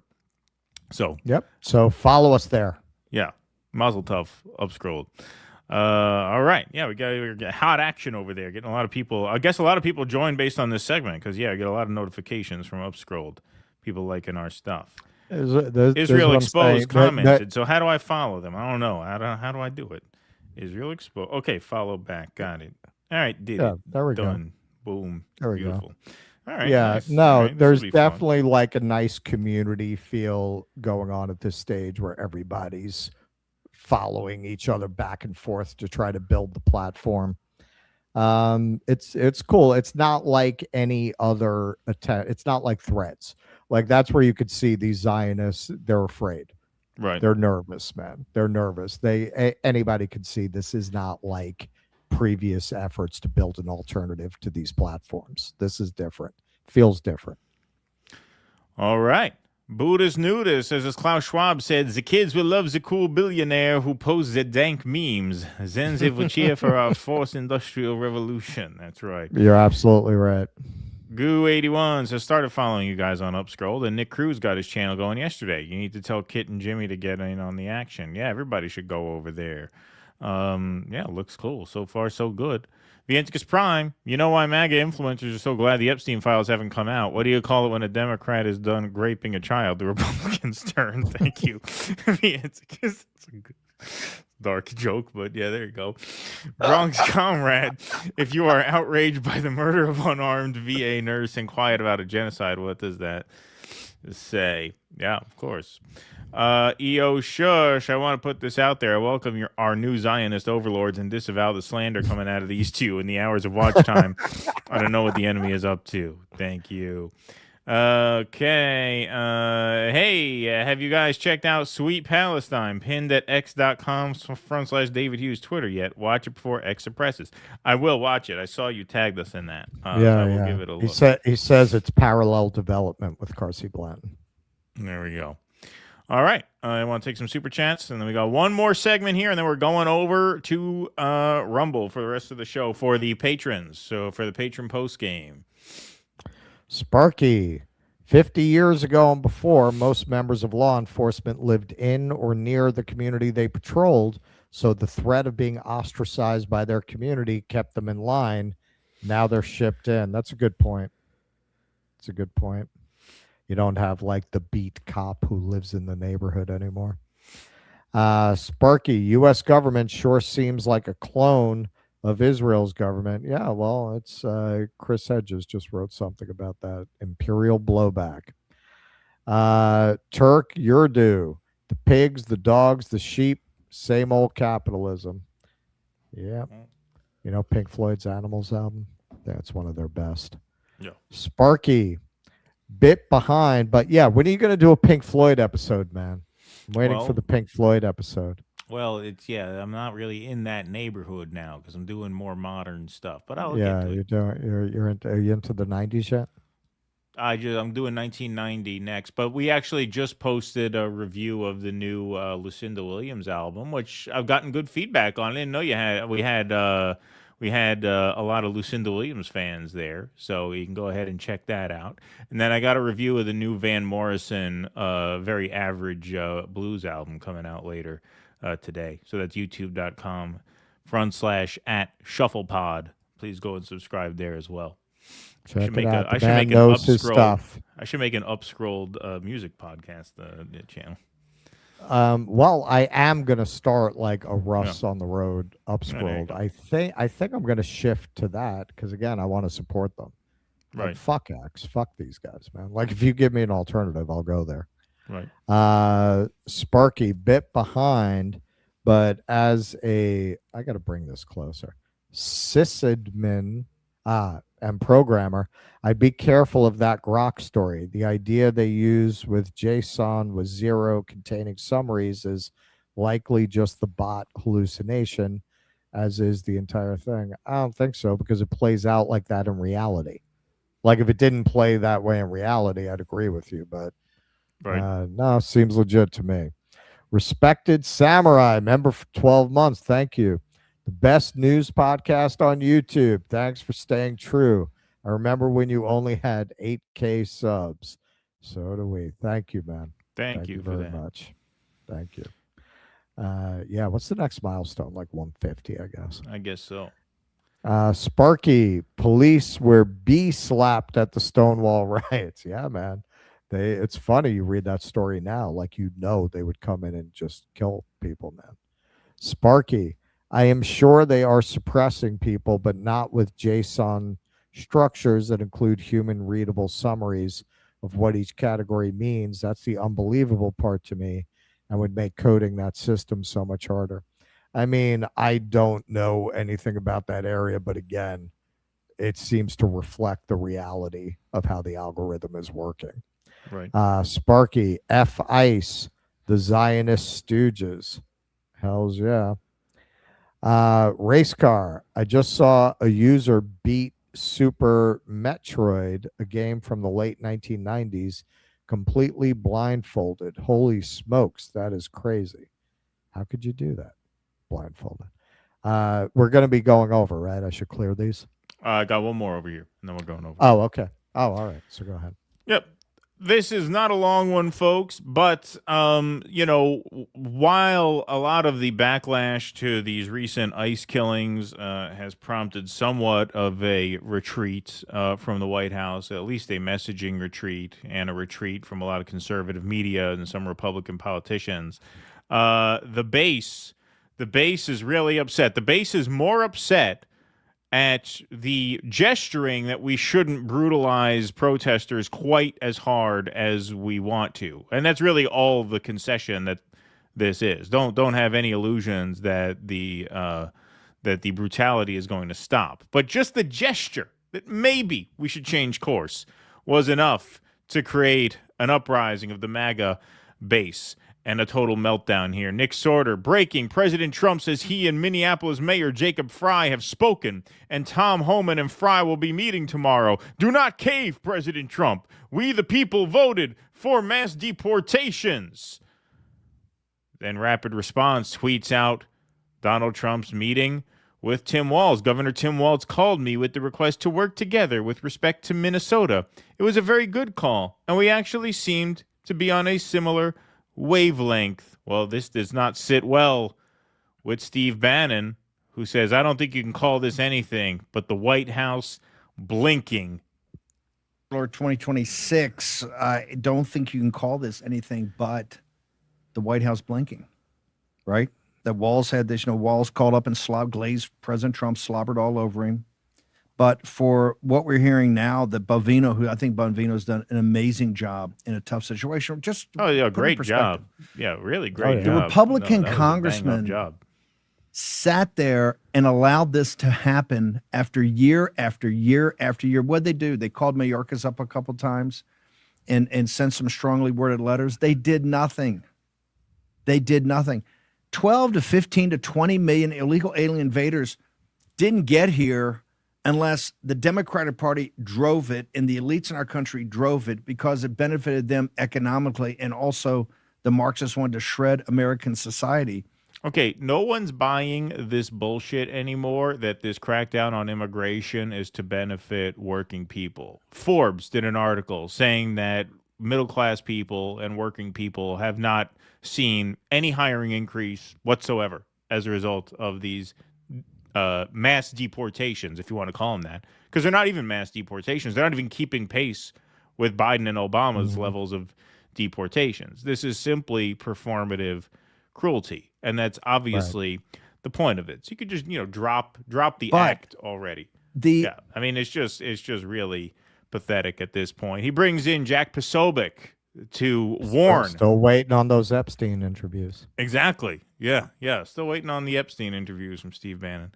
But Jack Posobiec's warning that if you cave in Minneapolis, they'll send the insurgents to Maine. Then they'll follow everywhere. Our federal resources, thanks to the BBB, the One Big Beautiful Bill, we can go into Maine, we can go into these places. But if you blink now in Minneapolis, they're going to send the insurgents to Maine. Then they will follow every single place. If you blink in Minneapolis, you'll never make it to Detroit, to Chicago, to Philadelphia, to Los Angeles, to New York. No, take the fight here. If they want the fight to be here, you make the fight here, and you put the insurgency down immediately. It's more blood. First, we take Poland. Yeah, exactly. Matt Walsh, any resolution to the Minnesota situation that does not include mass arrests of the leftist agitators and mass deportations of the illegals will be a total failure for the Trump administration and only guarantee more and more worse chaos in the future. Anthony Sabatini, Trump caved. Lisa Elizabeth, I didn't vote for this. I voted to crush the left. They want to crush the left harder. Yeah, I mean, you just shot the left in the back 5 times. Michael Savage, MAGA is dead. Trump threw Bovino to the wolves. Caved to Waltz and the communist rioters. Expect a big, beautiful strike on Iran. They're very upset about this. Tim Pool notes the left celebrating Trump's surrender. Yes, Trump is backing down. Take a bow, Minnesota. He didn't include who tweeted that. But you had Tim Waltz tweeting out, I've never been prouder of Minnesota. And yeah, Minnesota seems like Minneapolis was like the Stalingrad for Trump. You know what I mean? Like this, they seem to have reversed the course here. I love this response to Tim Pool. Cry more, not Nazi. That's a good reply by Trentula there. But here's Tim Pool on video. We elected Donald Trump because we wanted accountability. And what we've got is pathetic. Some people said, no, it's not confirmed yet. Some journalists were like, we're reaching out to see if this is the case. Now we know that Bovino is being pulled out. They're claiming he hasn't lost his job. Some are arguing he lost his job, though, to be honest, I don't trust the Atlantic. Again, I'm sorry. It just looks like Trump is saying, I surrender. It absolutely looks like that because he kind of is, right? I mean, listen, I on my own dime ran around the country fighting to get Trump elected. Why? Because I wanted accountability. It's not blackpilling for me to ask legitimate questions. And, you said something that was really interesting, Tim. You said it's not Taliban-like insurgency. Well, you know what? I don't know. What do we have there, right? So we have a lot of foreign nationals. We know a lot of terrorists were imported across the border when Biden had it open. We know that for sure. There's numerous intel reports on that. What do we have there? Now, we're not challenging these guys full-fledged. All these guys have guns, though. These guys are armed, paramilitary type training. I mean, we don't know what we've got there. Who? Like, what are you talking about? What are you talking about? These people are just psychos. They're just, what Tim Pool said. We have the boot now. So there are some people who are less outraged and more trying to sort of negotiate this.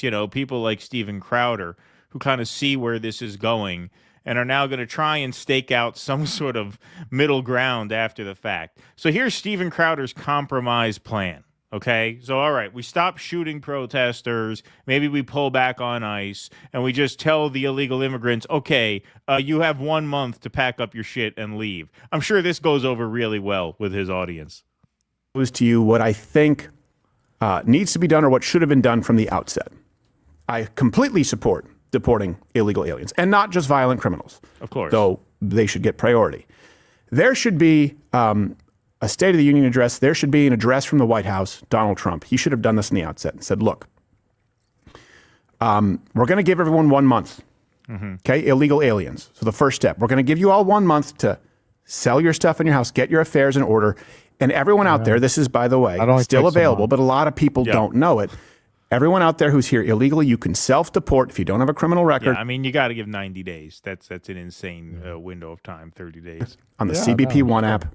Okay, you can go there, you can register, you can self-deport. The civil penalties will be wiped. And find a place to go in 30 days. Pack up your whole life and find a place to move in 30 days. One app. Okay, you can go there, you can register, you can self-deport. The civil penalties will be wiped. We'll pay for your flight, $2,600. That is what is available right now, $2,600. And you can attempt to come back through the legal channels as everyone else. Okay? They should have said that on the outset to make sure that everybody knows. The reason I say this is because I have walked through this. You can go to the Change My Minds. I've had conversations with people where they will say, well, I agree, we need to do something. We need to do something, but it just doesn't look good. Okay, so we need to do something about this. You just don't like the way we're going about it. You can walk people down this path. Try this.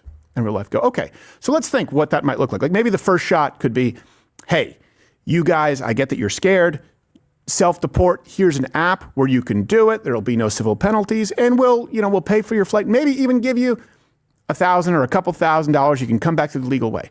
Every single time I've said that, people have either said, sure, that's reasonable, or even leftists have said, well, we're not even necessarily, you don't have to give them like money, but yeah, just make it easy. Okay, great, we're doing that.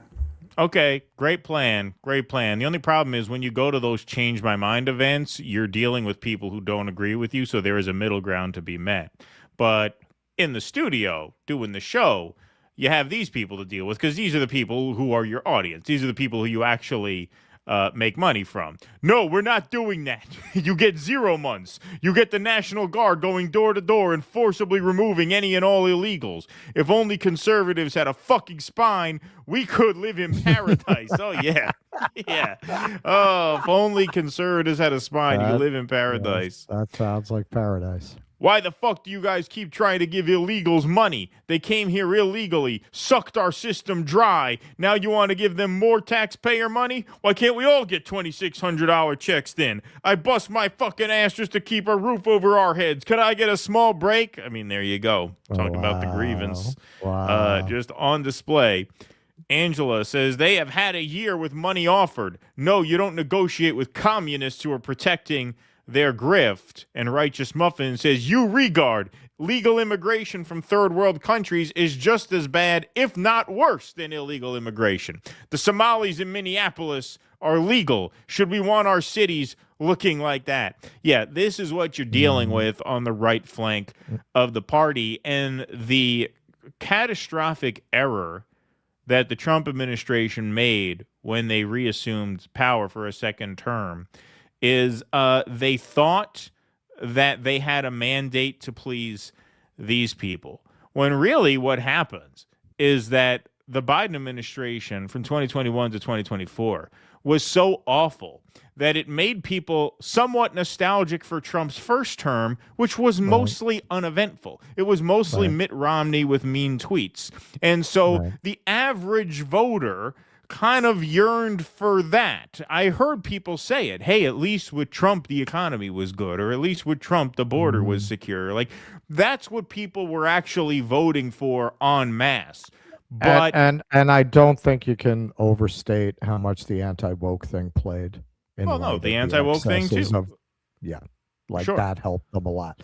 People thought they're going to have a good economy and only boys on the boys team and girls on the girls team. They thought they were returning to normalcy. They thought they saw Trump as a return to normalcy. They were nostalgic for that first term, for the relative calm of the first term, at least as we experience it here within the walls of the empire. Didn't start any new wars. People thought he'd be better on that.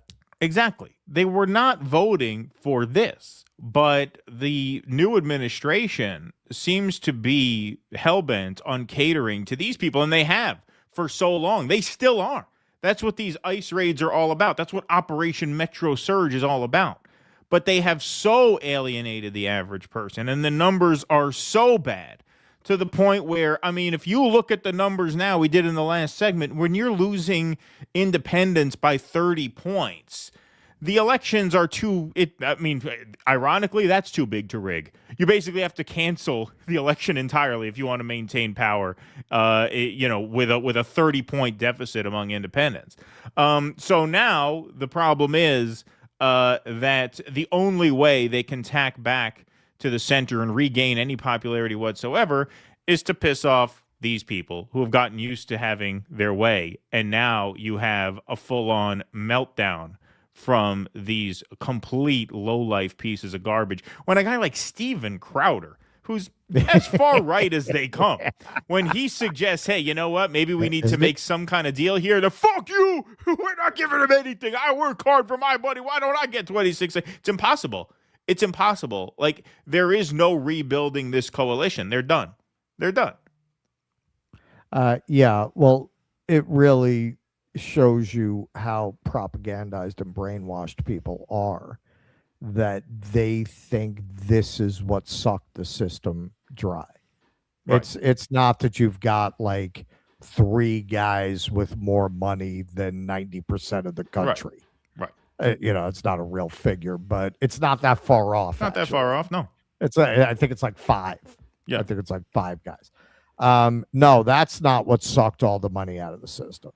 Decades and decades of Reaganomics in various forms, just funneling more and more wealth up to the very, very tippy top. You're not even talking about now the 1% is looking at the 0.01%.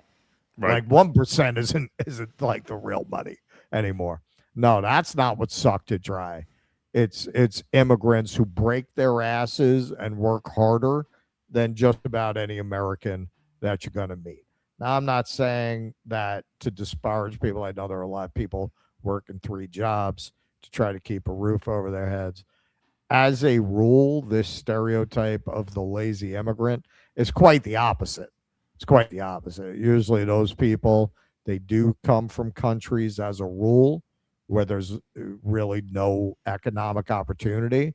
So yeah, when they come here, they're willing to work for under minimum wage, 16 hours a day. I mean, they're because they have a completely different perspective. Like to them, that's an opportunity that they didn't have at home.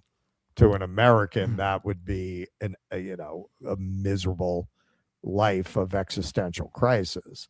But this is the purpose of Elon buying these social media platforms that you're communicating on right there. We talk a lot about the Israel thing, but it's not just the Israel thing that Larry Ellison is buying up all these platforms. It is reinforcing administration narratives and oligarch propaganda about, bootstraps. And look, your life is going to suck like this. They got to give you someone to blame. It's all about making sure that you never pierce that veil and realize that they're to blame. Because God, they know their history, man. I mean, up to a point. They heard about the French Revolution. They heard about Russia in 1917. They know what happens when workers get together and say, hey, why do they have that and we have this? So how do they try to ensure that doesn't happen? By brainwashing you, man. By brainwashing you and giving you a target. You know what? Your life's never going to improve as long as these people have what they have. Never. Never. You could get every single non-white person out of this country and you're still going to be driving for Pizza Hut after your two shifts at Target. I promise you. It's not going to get any better because that is not your actual problem. Yeah, we just had 2.5 feet of snow here in upstate New York, and the apartment complex takes care of the snow removal. So I go to walk my dog at like 11 o'clock at night. You know who's out there shoveling snow by hand, digging the cars out? Not English speakers, immigrants. They're out there doing that. Right. And you want to rouse these people and drag them out of their house? Did you blame them for your problems? You're just a piece of shit. I'm sorry, you're a miserable piece of shit at that point. And you can go fuck yourself. That's my attitude towards it. And at this point, like, it's on you to fucking. And that's the way it is. Yeah, like it's January 27th. Yeah, go fuck yourself. I mean, it's on you to wise up already. Like, I'm not interested in holding people's hands through this anymore. Most people already do kind of get it. Like, that's why you're seeing the numbers being what they are. I'm not interested in giving the benefit of the doubt to these fucking morons who get brainwashed by Steven Crowder and Jack Posobiec. Like at this point, just fuck you. Just eat shit. That's my attitude towards it. I don't want to take away your rights. I don't want to censor you, but I'm not interested in like holding your hand to come to some sort of realization. If you can watch a guy get shot in the back 5 times by ICE and say, well, he shouldn't have been out there interfering with law enforcement for getting the illegals out because I bust my hand, then you're just a fucking joke of a person. You're just a pathetic, sad sack of shit, and your life is going to reflect that. They've been made that way. Yeah, they've been made that way, man. They want you to sit on your couch, watch TV, and turn into an ignorant pig. That's Right. what they do. Exactly. Yeah, exactly. Vianticus Prime says underneath his beard, Matt Walsh keeps a replica of Mao Zedong penis to suck on when he's little. Thank you for that. All right, that's all I got. Why don't we take these rest of these super chats, and then we're heading on over to the patron post game, where we got some more content and then Q&A. All right. Tammy Lisa. Russ, if I went to Saudi Arabia, I would have to wear a black tent. If I entered a mosque, I'd have to wear a headscarf. So yes, Muslims do make you dress up the way they like. Okay, so that's completely different. So for example, here, if you go into a Buddhist temple, you're supposed to dress modestly, and there are places that tell you, like, don't stand, like you have to get to your knees, whether you're a Buddhist or not. We're not talking about entering someone's house of worship or going to somebody's country, where if it's a theocracy like Saudi Arabia or an aristocracy combined with a theocracy, they're going to have those kinds of rules in the society. And for you and me, we don't need to go there.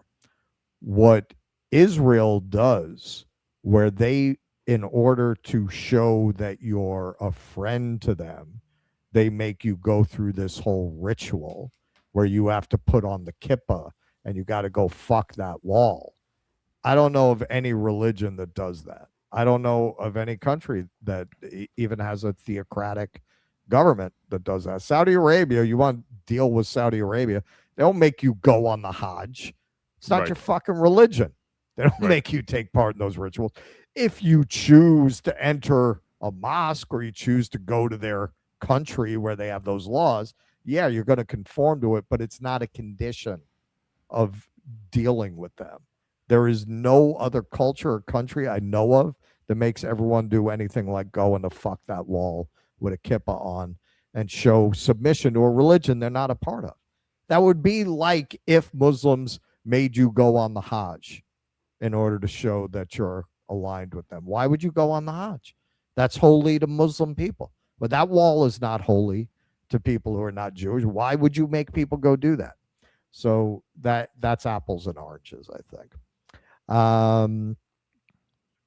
Moving on. What does that say? Kusalba. This 70-year-old just loves you too. And thanks to you, I just established an UpScrolled account. All right, all right. Based. You got the most base 70-year-olds over here. Sparky. I'm surprised you figured out how to do it. Yeah. Yeah, well, I think that was part of their point. Want to point out I'm classic Sparky, not the other one. Not that they're necessarily bad or up to something. Is there more than one Sparky? Maybe. I don't know. Maybe there's an imposter. Huh. Sparky, why should nerds like Thiel, Musk, etc. plan or run society? By definition, nerds are socially inept, so aren't suited for such a job or endeavor. Yeah, we're finding that out now. Aren't we? I'm just saying, the whole time I grew up, there was like the revenge of the nerds idea that if they were in charge, they'd be better than the jocks, right? The jocks are in charge now. Chuck Zlotkin became a YouTube member. Thank you. Thank you for joining. Thank you. And Kwed A. Zhang. I petitioned for the Tuesday, Thursday shows to be moved to an earlier or later time so Russ doesn't go insane from a crazy sleep schedule. We know an old man like him needs his rest.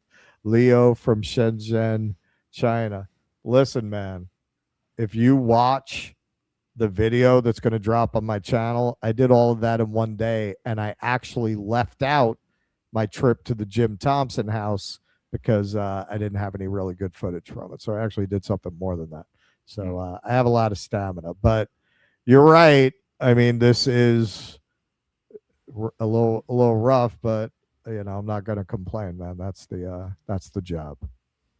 All right. Vienticus Prime says, since I'm bad-mouthing influencers, Nick Fuentes is a gay Ben Shapiro. Thank you. All right. Looks like we got two more in before the buzzer here. Oh, this is the imposter, Sparky. Yeah. I'm the other one. The radiation and got it. Look, we got dueling Sparkies here. Hope Iran doesn't hold back this time. It'd solve a lot of problems. All right, everybody. Patreon.com/DoDissidents if you want to join us for the post game and the Q&A. So you could sign up there. We will have a 5-minute intermission now, where we'll continue at the end of the show and then take your calls. We will be back on Thursday afternoon. I will be back 12 p.m. Eastern with special guest Glenn Greenwald. Looking forward to that. Thanks, everybody, very much for being here today. Thanks for spending the afternoon with us. Thanks to the mods. Thanks to the YouTubers and the Rumblers. Thanks to everybody, the mods, for keeping the peace in the chat. We have 90 strong in the members-only room, so head over there if you want to continue on with us this afternoon. Everybody else, we'll see you Thursday, 12 p.m. Eastern. Until then, thanks very much for being here today. Be safe and be well. Courage! Please clap.